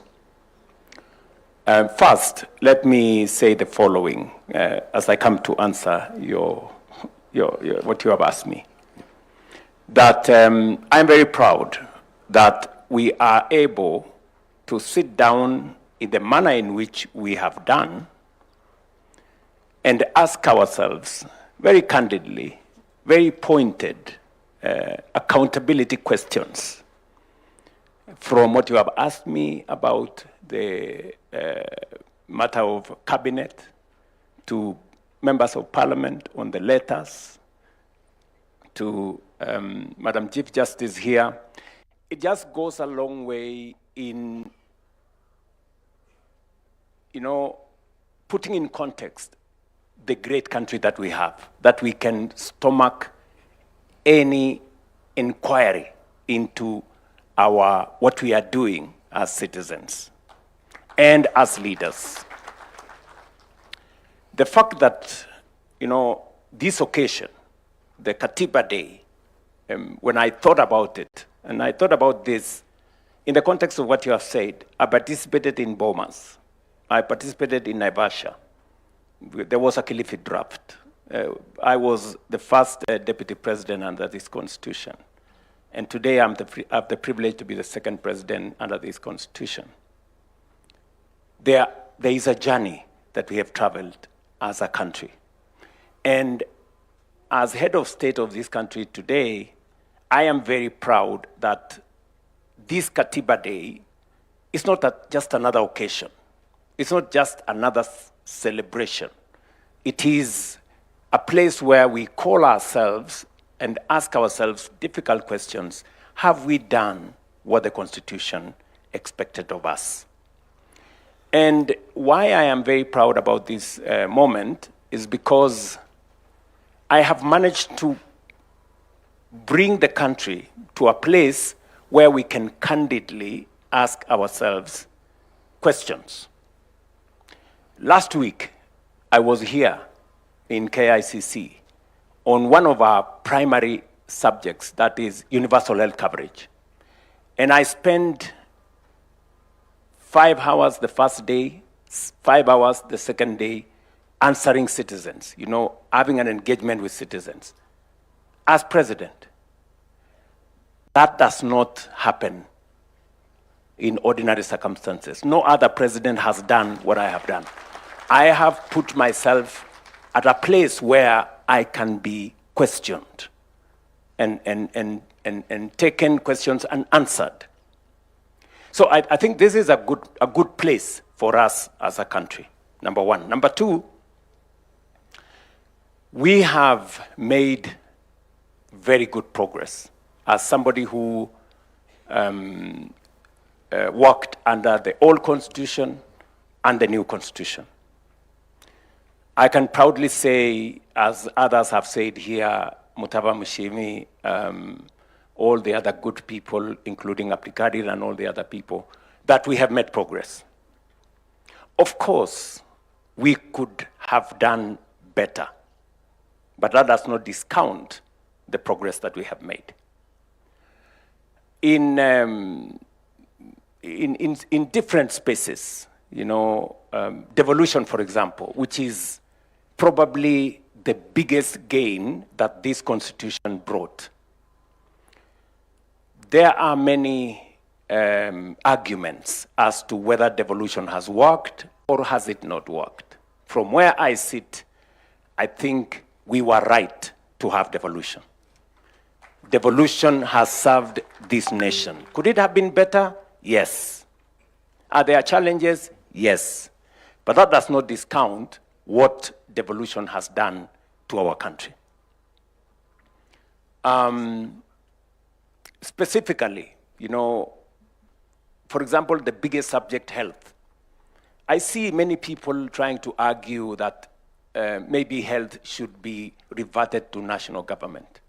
I am completely opposed. I think health is in the right place in county governments. Why do I say that? If you look at delivery of health, there are counties where we had only one doctor. Example, Wajir here.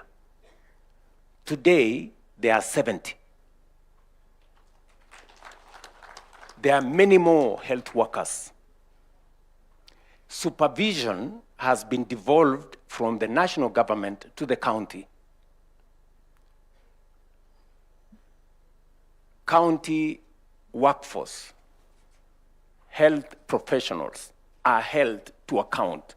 In the past, there used to be doctors who never reported to their stations for 10 years and nobody knew.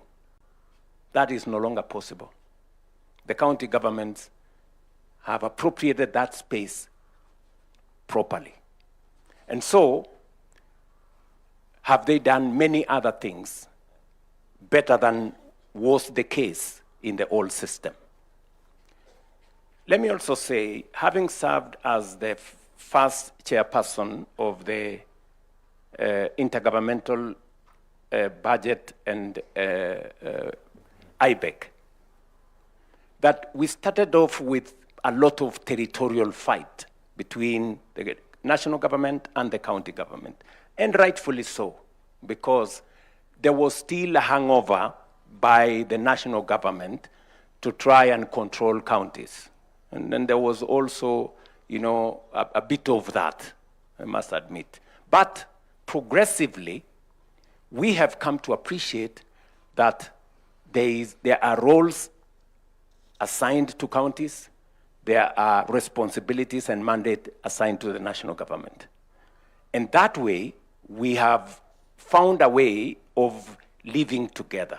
In fact, I have had a wonderful 4 years working with county governments, maybe because I had the benefit of what happened in the last 10 years. And we have signed, as Abdullahi has said, many intergovernmental participation agreements. We have done, for example, the registration of farmers, which was a very big thing. Now we have a register of all farmers. It was a joint project between national government and county governments. We have community health promoters. Today, we pay community health promoters jointly.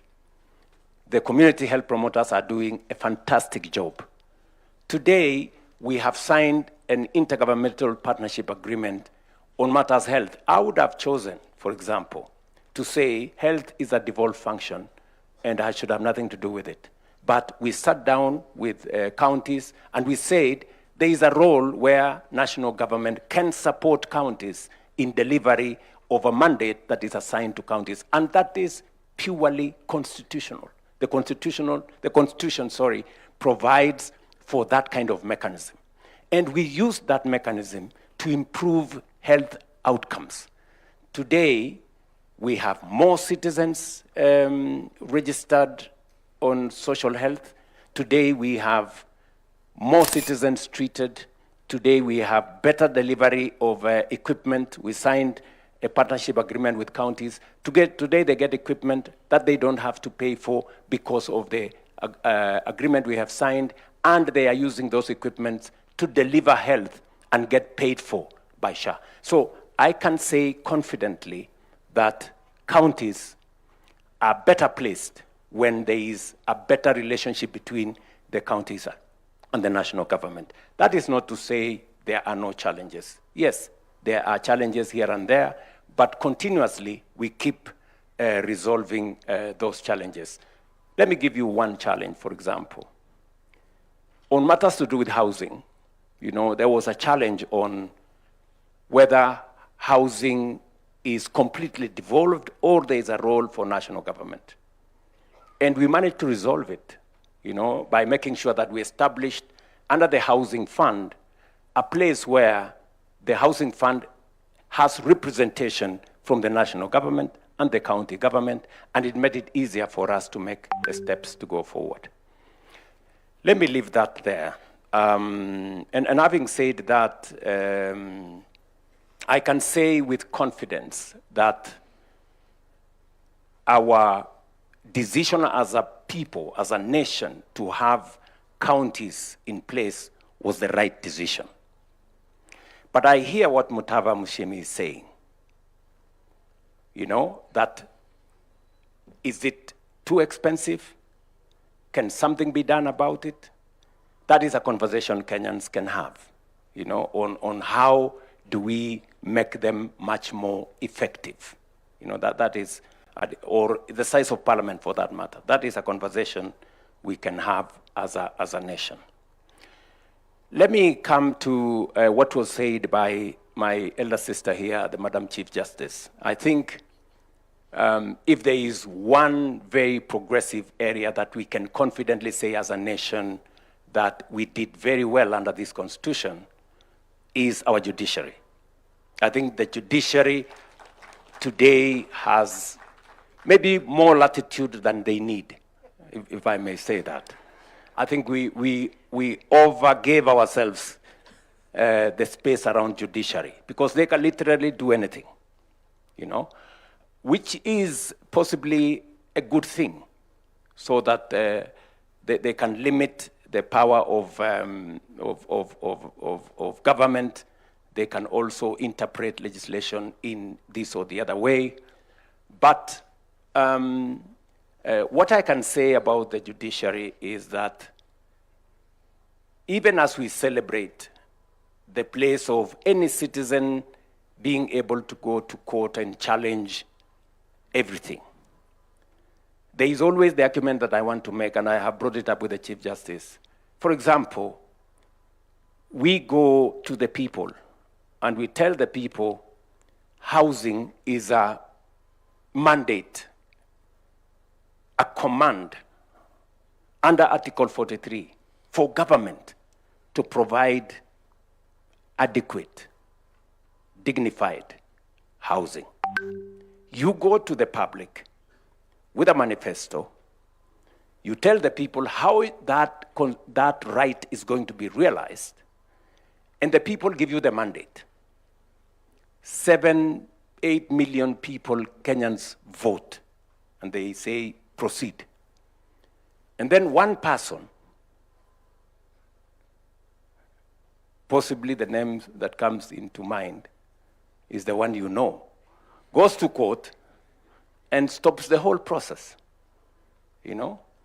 Now, the question you ask yourself is, what is the place of this one person in the context of the 8 million who voted for this right?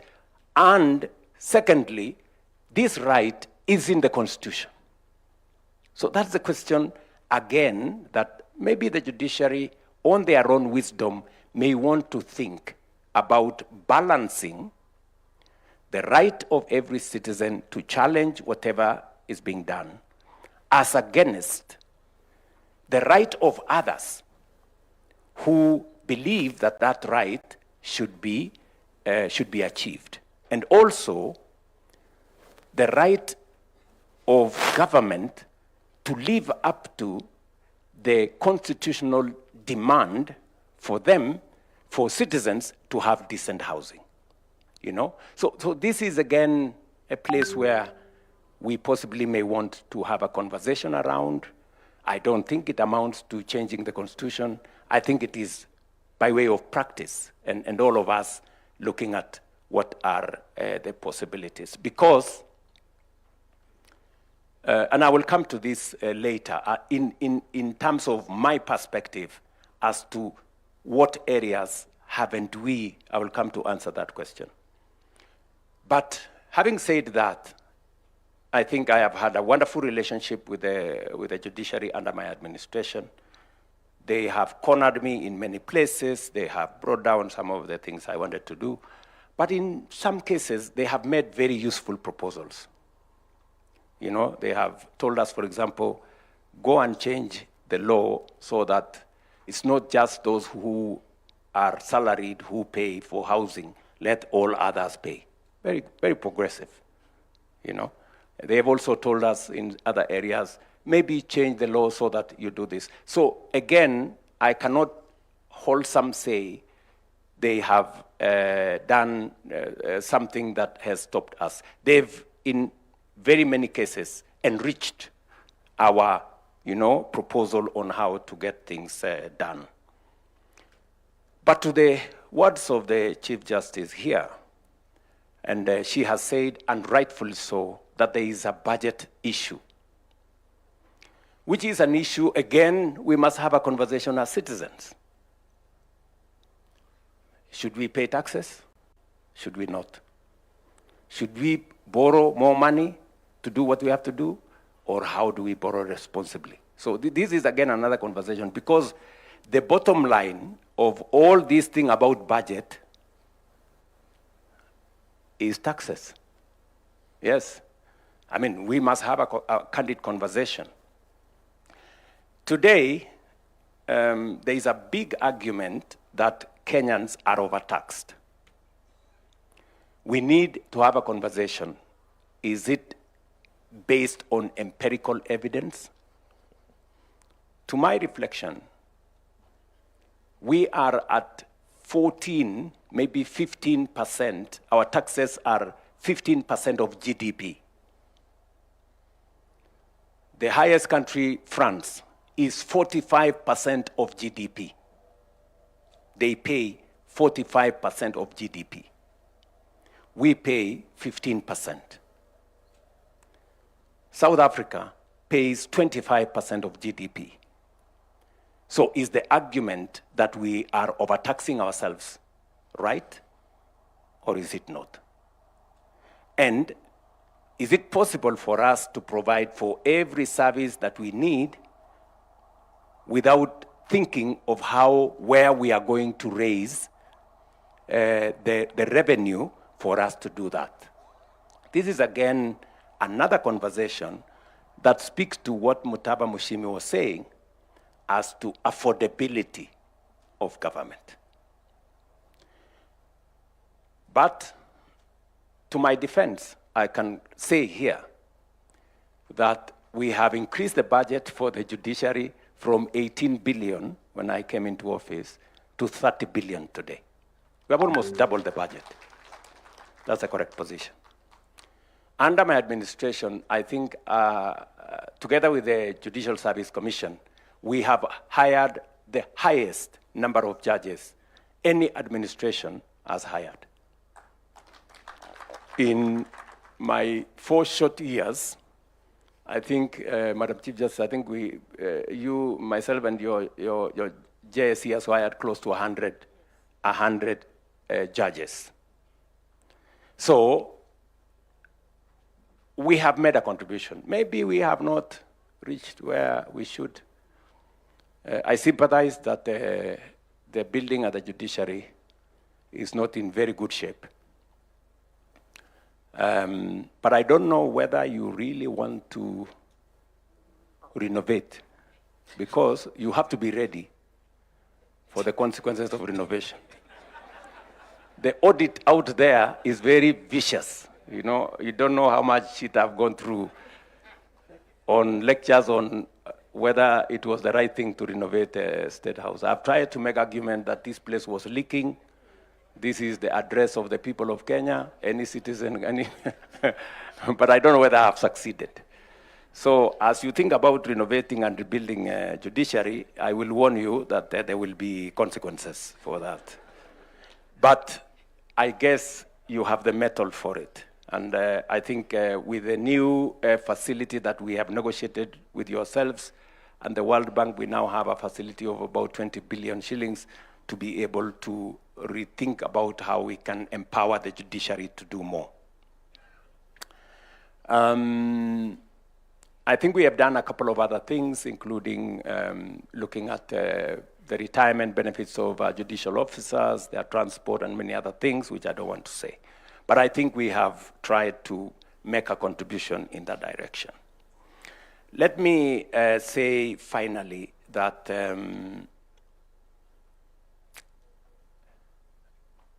from where I sit, maybe I should say from where I stand,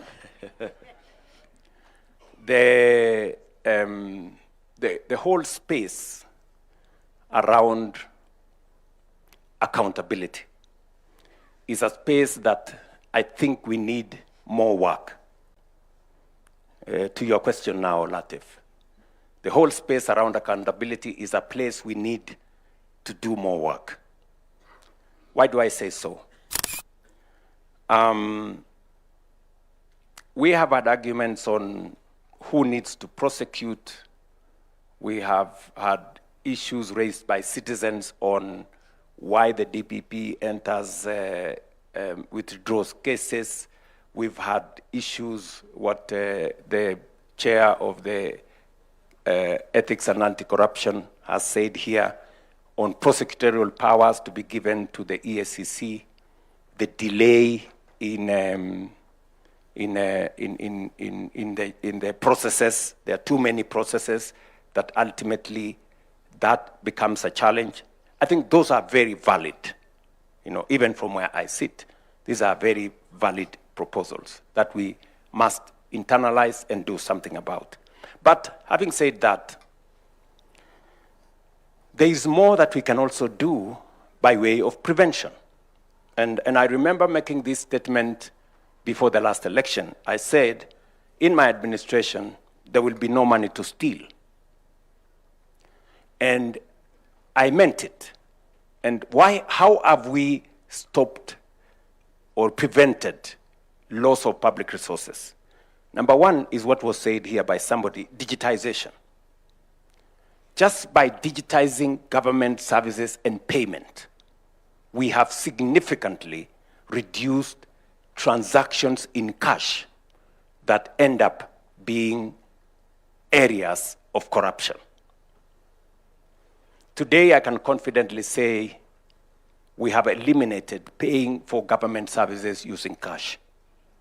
And this is to enhance accountability, traceability, and who pays what.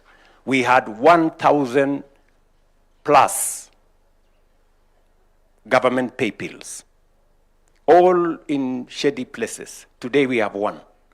And the Treasury can see all government payments and where it is going. Number two, we have implemented what we call Treasury Single Account. Treasury Single Account enables government to see how much money we have in which places and how much idle money there is in government.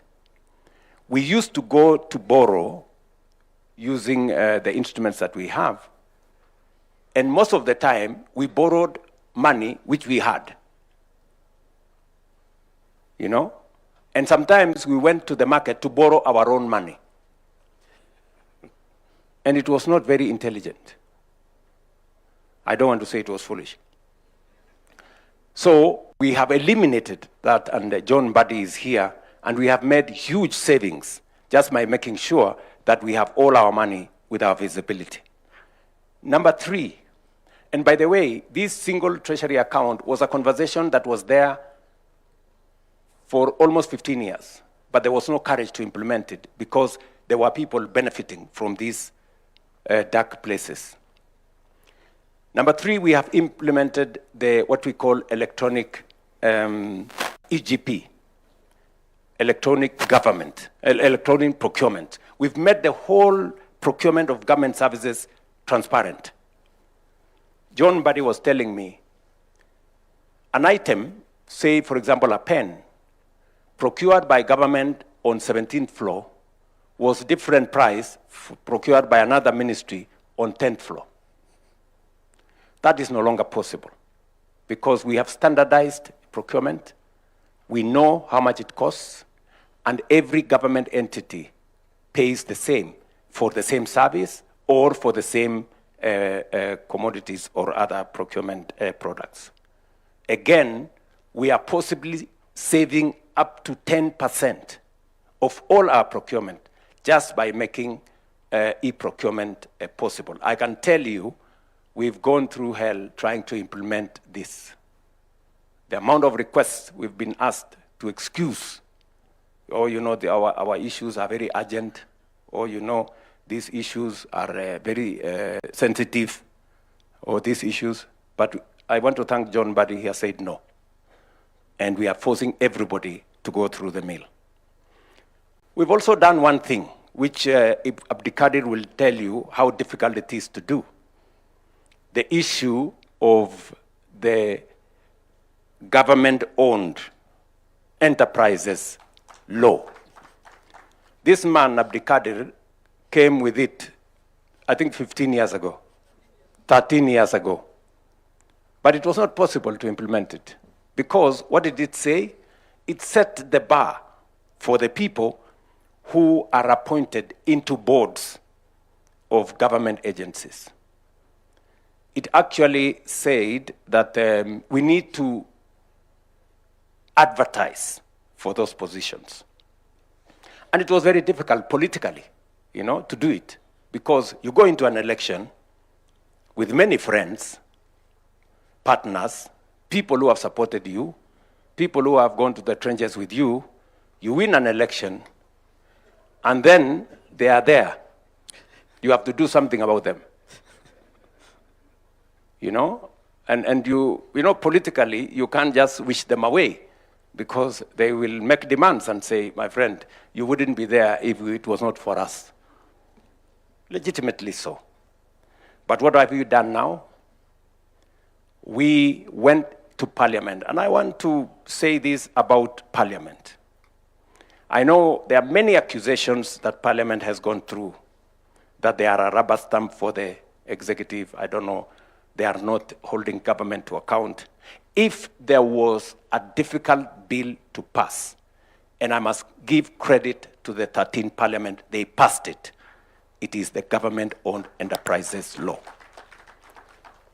Literally saying that those people passing the bill will not qualify to be appointed into parastatals when they are not sitting in Parliament.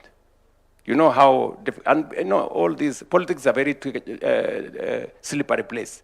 You are in today, you can be out tomorrow.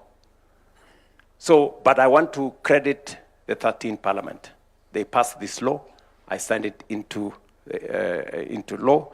And today, many of my friends who I had appointed to boards in Kenyan, in Kenya Airports Authority, in Kenya, I don't know where, Kenya Pipeline, and many other places, they have had to exit. Because now the law says those who participated in the last election cannot be board members. I have lost a few friends, but it comes with what it is.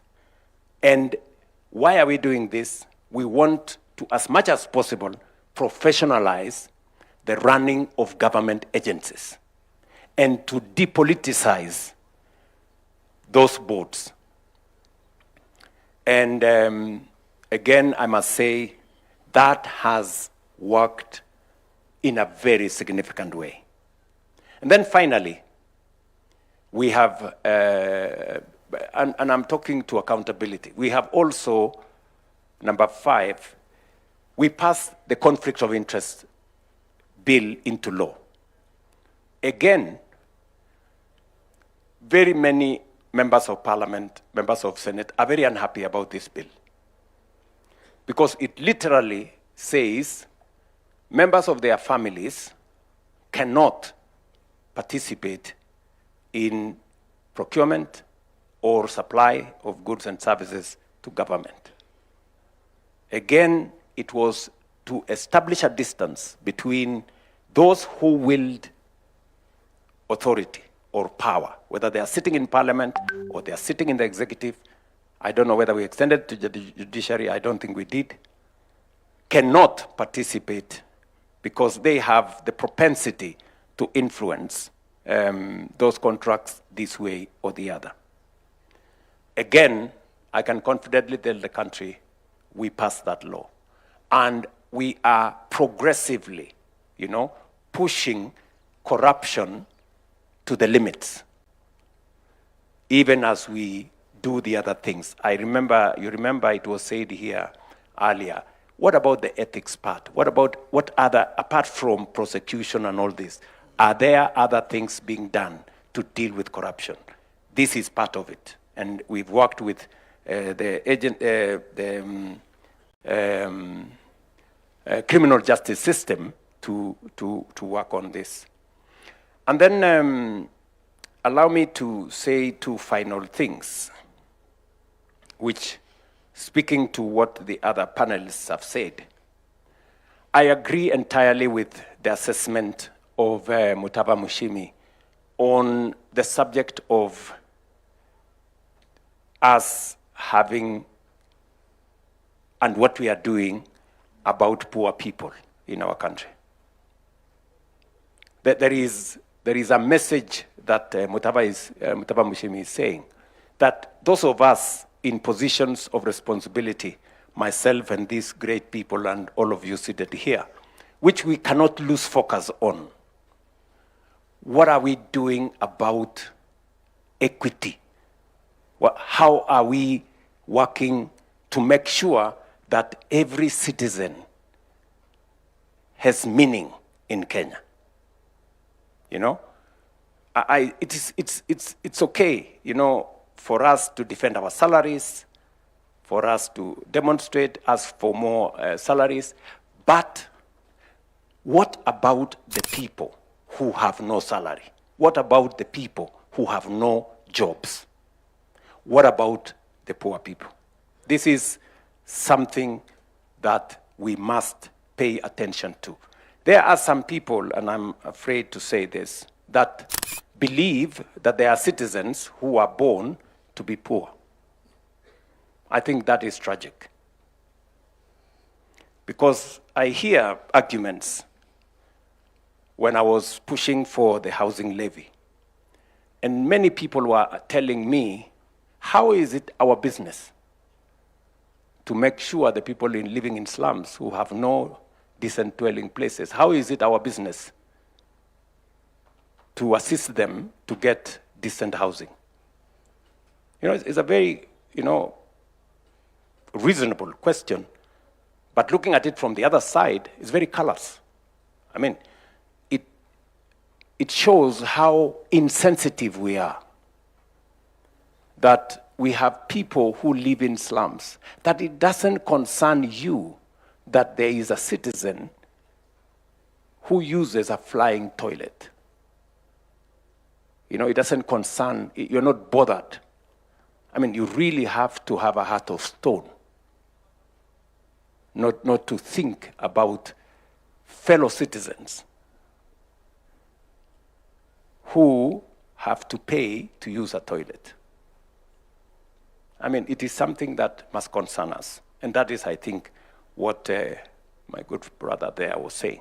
Or a citizen who decides to stay at home, they are sick, but they prefer to stay at home and die because they have no means of getting medical treatment. I think that is something that should concern us. And as a result, it takes me to the place where we've not done very well. We've done very well with what Abdikadir said, political rights. We are a robustly democratic country. We vote whoever we want. We can picket, we can demonstrate, we can do whatever, literally, whatever we want. That we have done very well, and we must credit ourselves for it. But there is the other side of it. what have we done to make sure that every child will go to school? Everybody has medical attention. We have decent housing. We have eliminated hunger.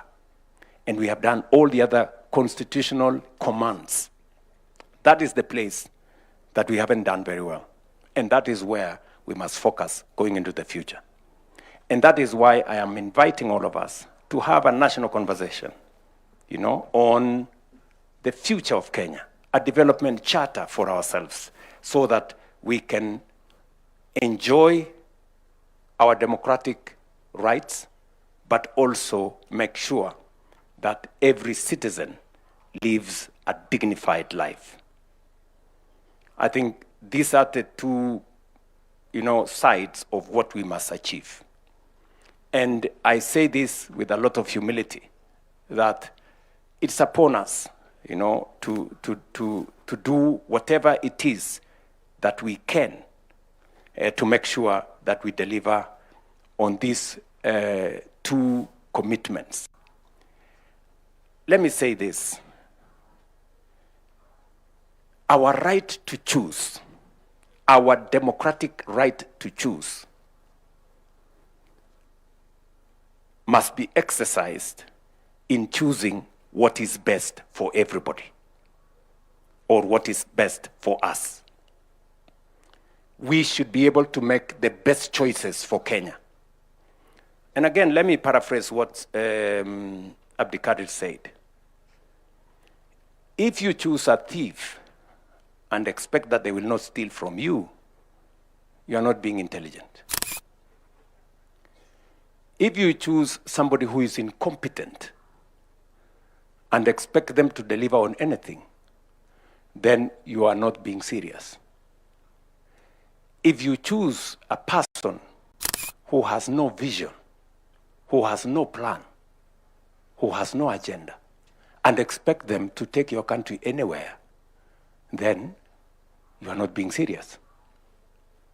I think these are the choices that are on the table for us. And finally, I have spoken for too long.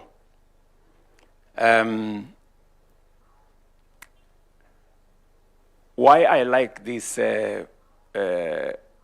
meeting, and it is good that we are talking about our constitution in a forum like this, that intellectuals are present, is that Mutava Mushimi can say some of the things politicians cannot say. And Abdikadir can say some of the things politicians cannot say.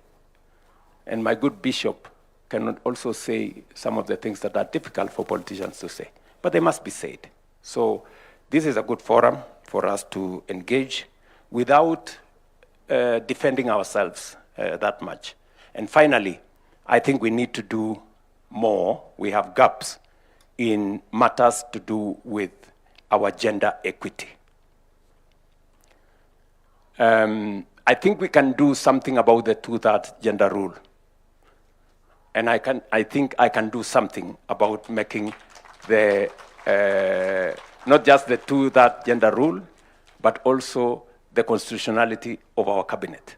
I think that is a space that even me, I have some homework to do on matters to do with gender and all that.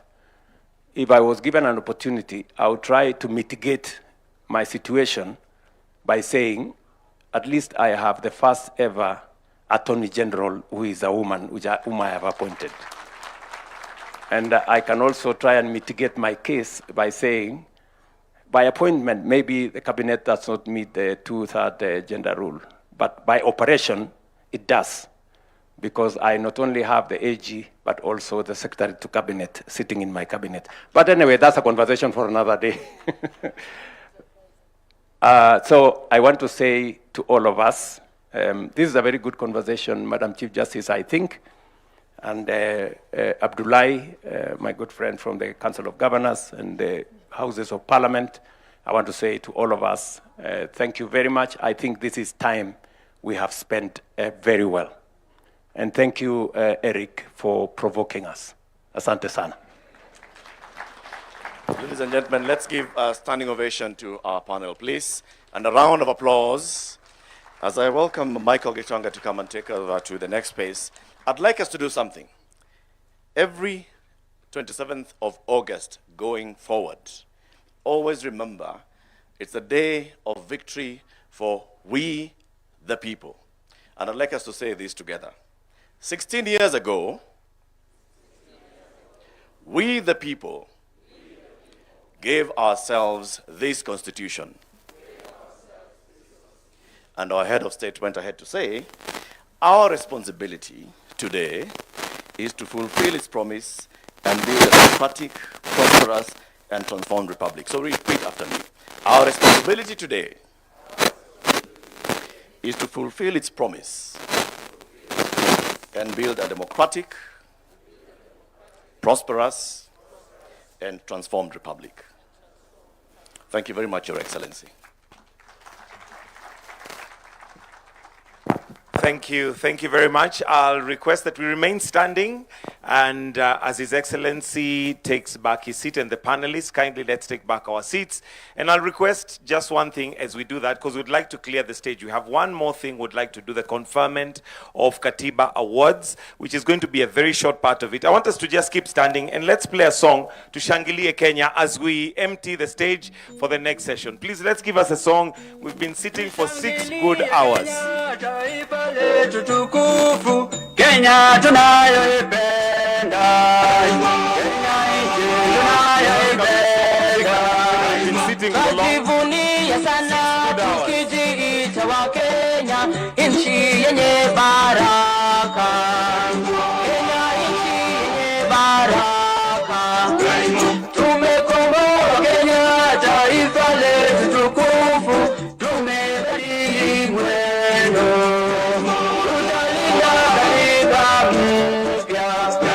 Anayependa Kenya ni yule mwenye kutenda haki kwa watu wote, mtu mwenye kutenda haki. Na ukipenda Kenya ujitengane na mambo yenye kuvunja amani. Hatutaki Kenya wenye nchi kipenzi chetu.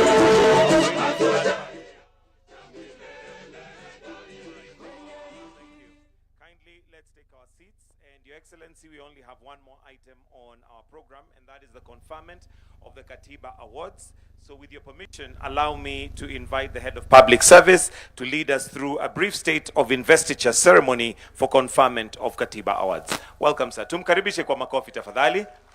Thank you. Thank you. Your Excellency, distinguished ladies and gentlemen, this part of the Katiba Day commemoration is convened pursuant to Article 132(4)(c) of the Constitution and the Kenya Heroes Act 2014 to recognize 3 eminent Kenyans whose service has left an enduring mark upon our nation's constitutional journey. On this 16th anniversary of the promulgation of the Constitution, the Republic pays tribute to those who devoted their intellect, courage, and conviction to its making and have remained steadfast custodians of its promise. In recognition of that distinguished service, their names shall be entered into the roll of national heroes under the category of statesmanship, and each accorded the title Shujaa wa Katiba. This recognition carries forward a tradition inaugurated at the promulgation of the Constitution in 2010, when a special Constitution promulgation commemorative award was conferred for distinguished leadership in steering the Constitution through Parliament and towards promulgation.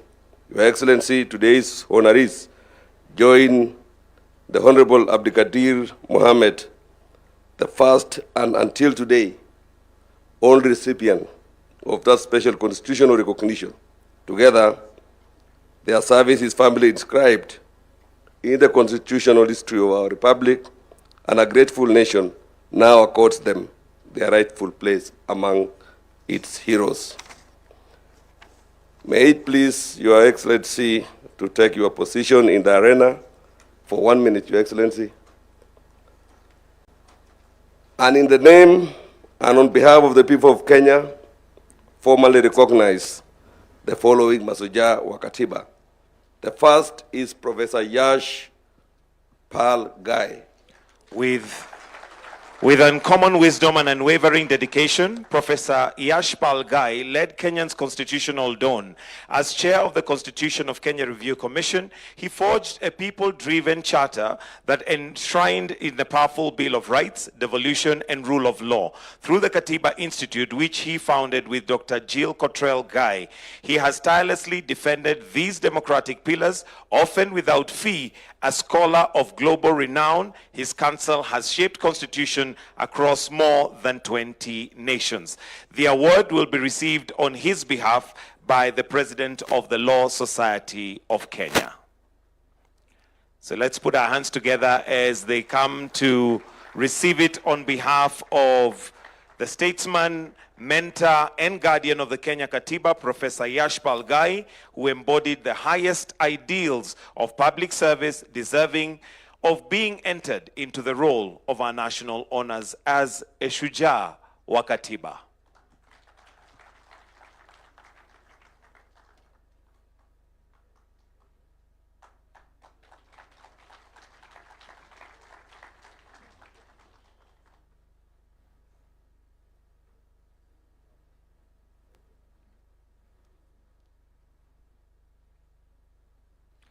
Thank you. Thank you. The second person to receive this award is the Honorable Dr. Willie Mutunga, Senior Counsel. With fearless principle and lifelong commitment to justice, Dr. Willie Mutunga stood at the vanguard of Kenya's democratic transformation. As for the first indigenous Kenyan to teach constitutional law, he nurtured generations of legal minds. He gave voice to the voiceless through the Kenyan Human Rights Commission and Kituo cha Sheria. As the president of the Law Society of Kenya, he became a steadfast champion of the multi-party democracy. As the inaugural Chief Justice under the new constitution, he reformed the judiciary with integrity by professionalizing its ranks, combating corruption, and issuing the Mutunga rules that anchored the constitution. A round of applause for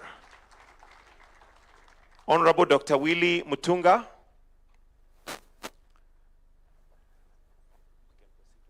Perhaps we'll proceed to the next one, maybe a member of the judiciary, perhaps to receive it on his behalf. Honorable Chief Justice Martha Koome to receive it on his behalf. A round of applause, please.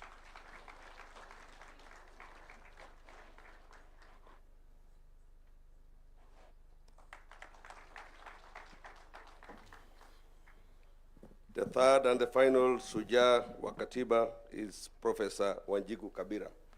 With intellectual rigor and unshakable commitment to women's empowerment, Professor Wanjiku Kibira helped give Kenya its transformative constitution.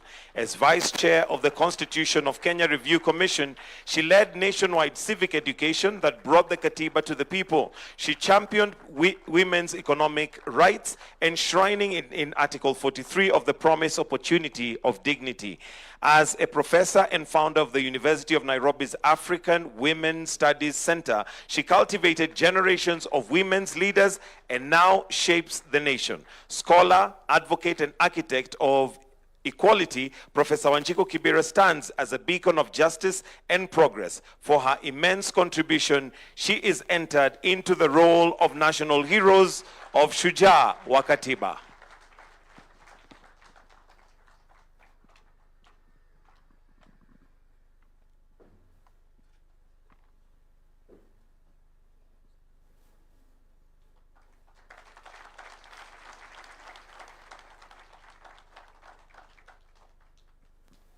Your Excellency, sir, you may now resume your seat. Thank you.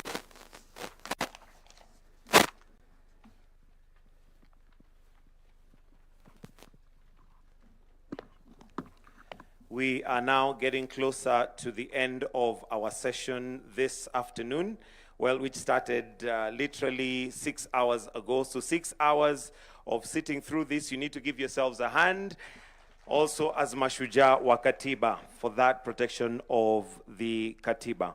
Your Excellency, sir, it is now time for us to retreat of the instruments of state. So I'll request that we be upstanding as we retreat the instruments of state. I invite the band to give us the song as we now withdraw the instruments of power that are here before us.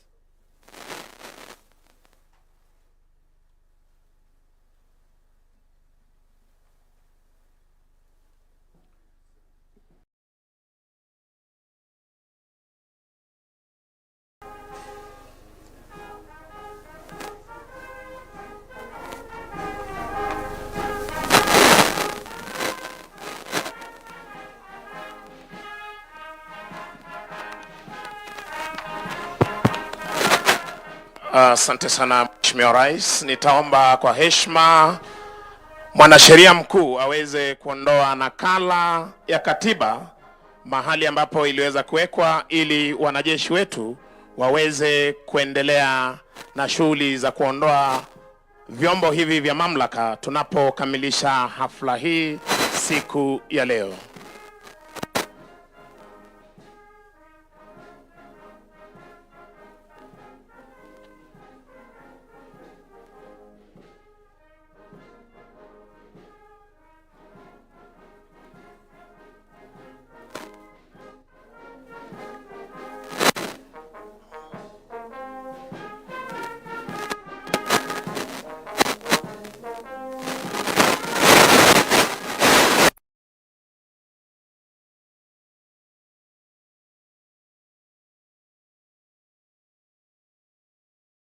Naweza kujiuliza ni kwa nini katiba ya Kenya inaondolewa na mwanasheria mkuu. Kenya ni nchi ambayo inatawala ama utawala wake ni wa kiraia.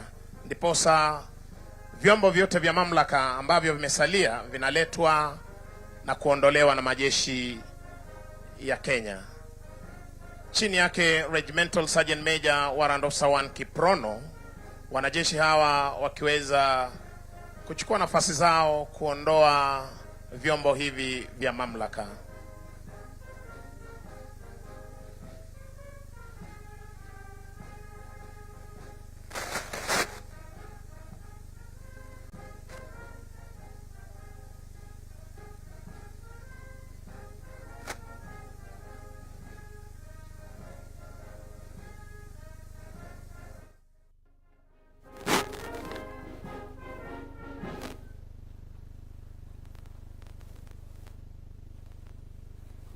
Kiweza kutazama Mheshimiwa Rais, hapa awali ni kwamba muhuri huu wa umma ni muhuri mzito ambapo utaweza kurejeshwa, utaweza kufunika kisha vyombo vingine vya mamlaka viweze kuondolewa.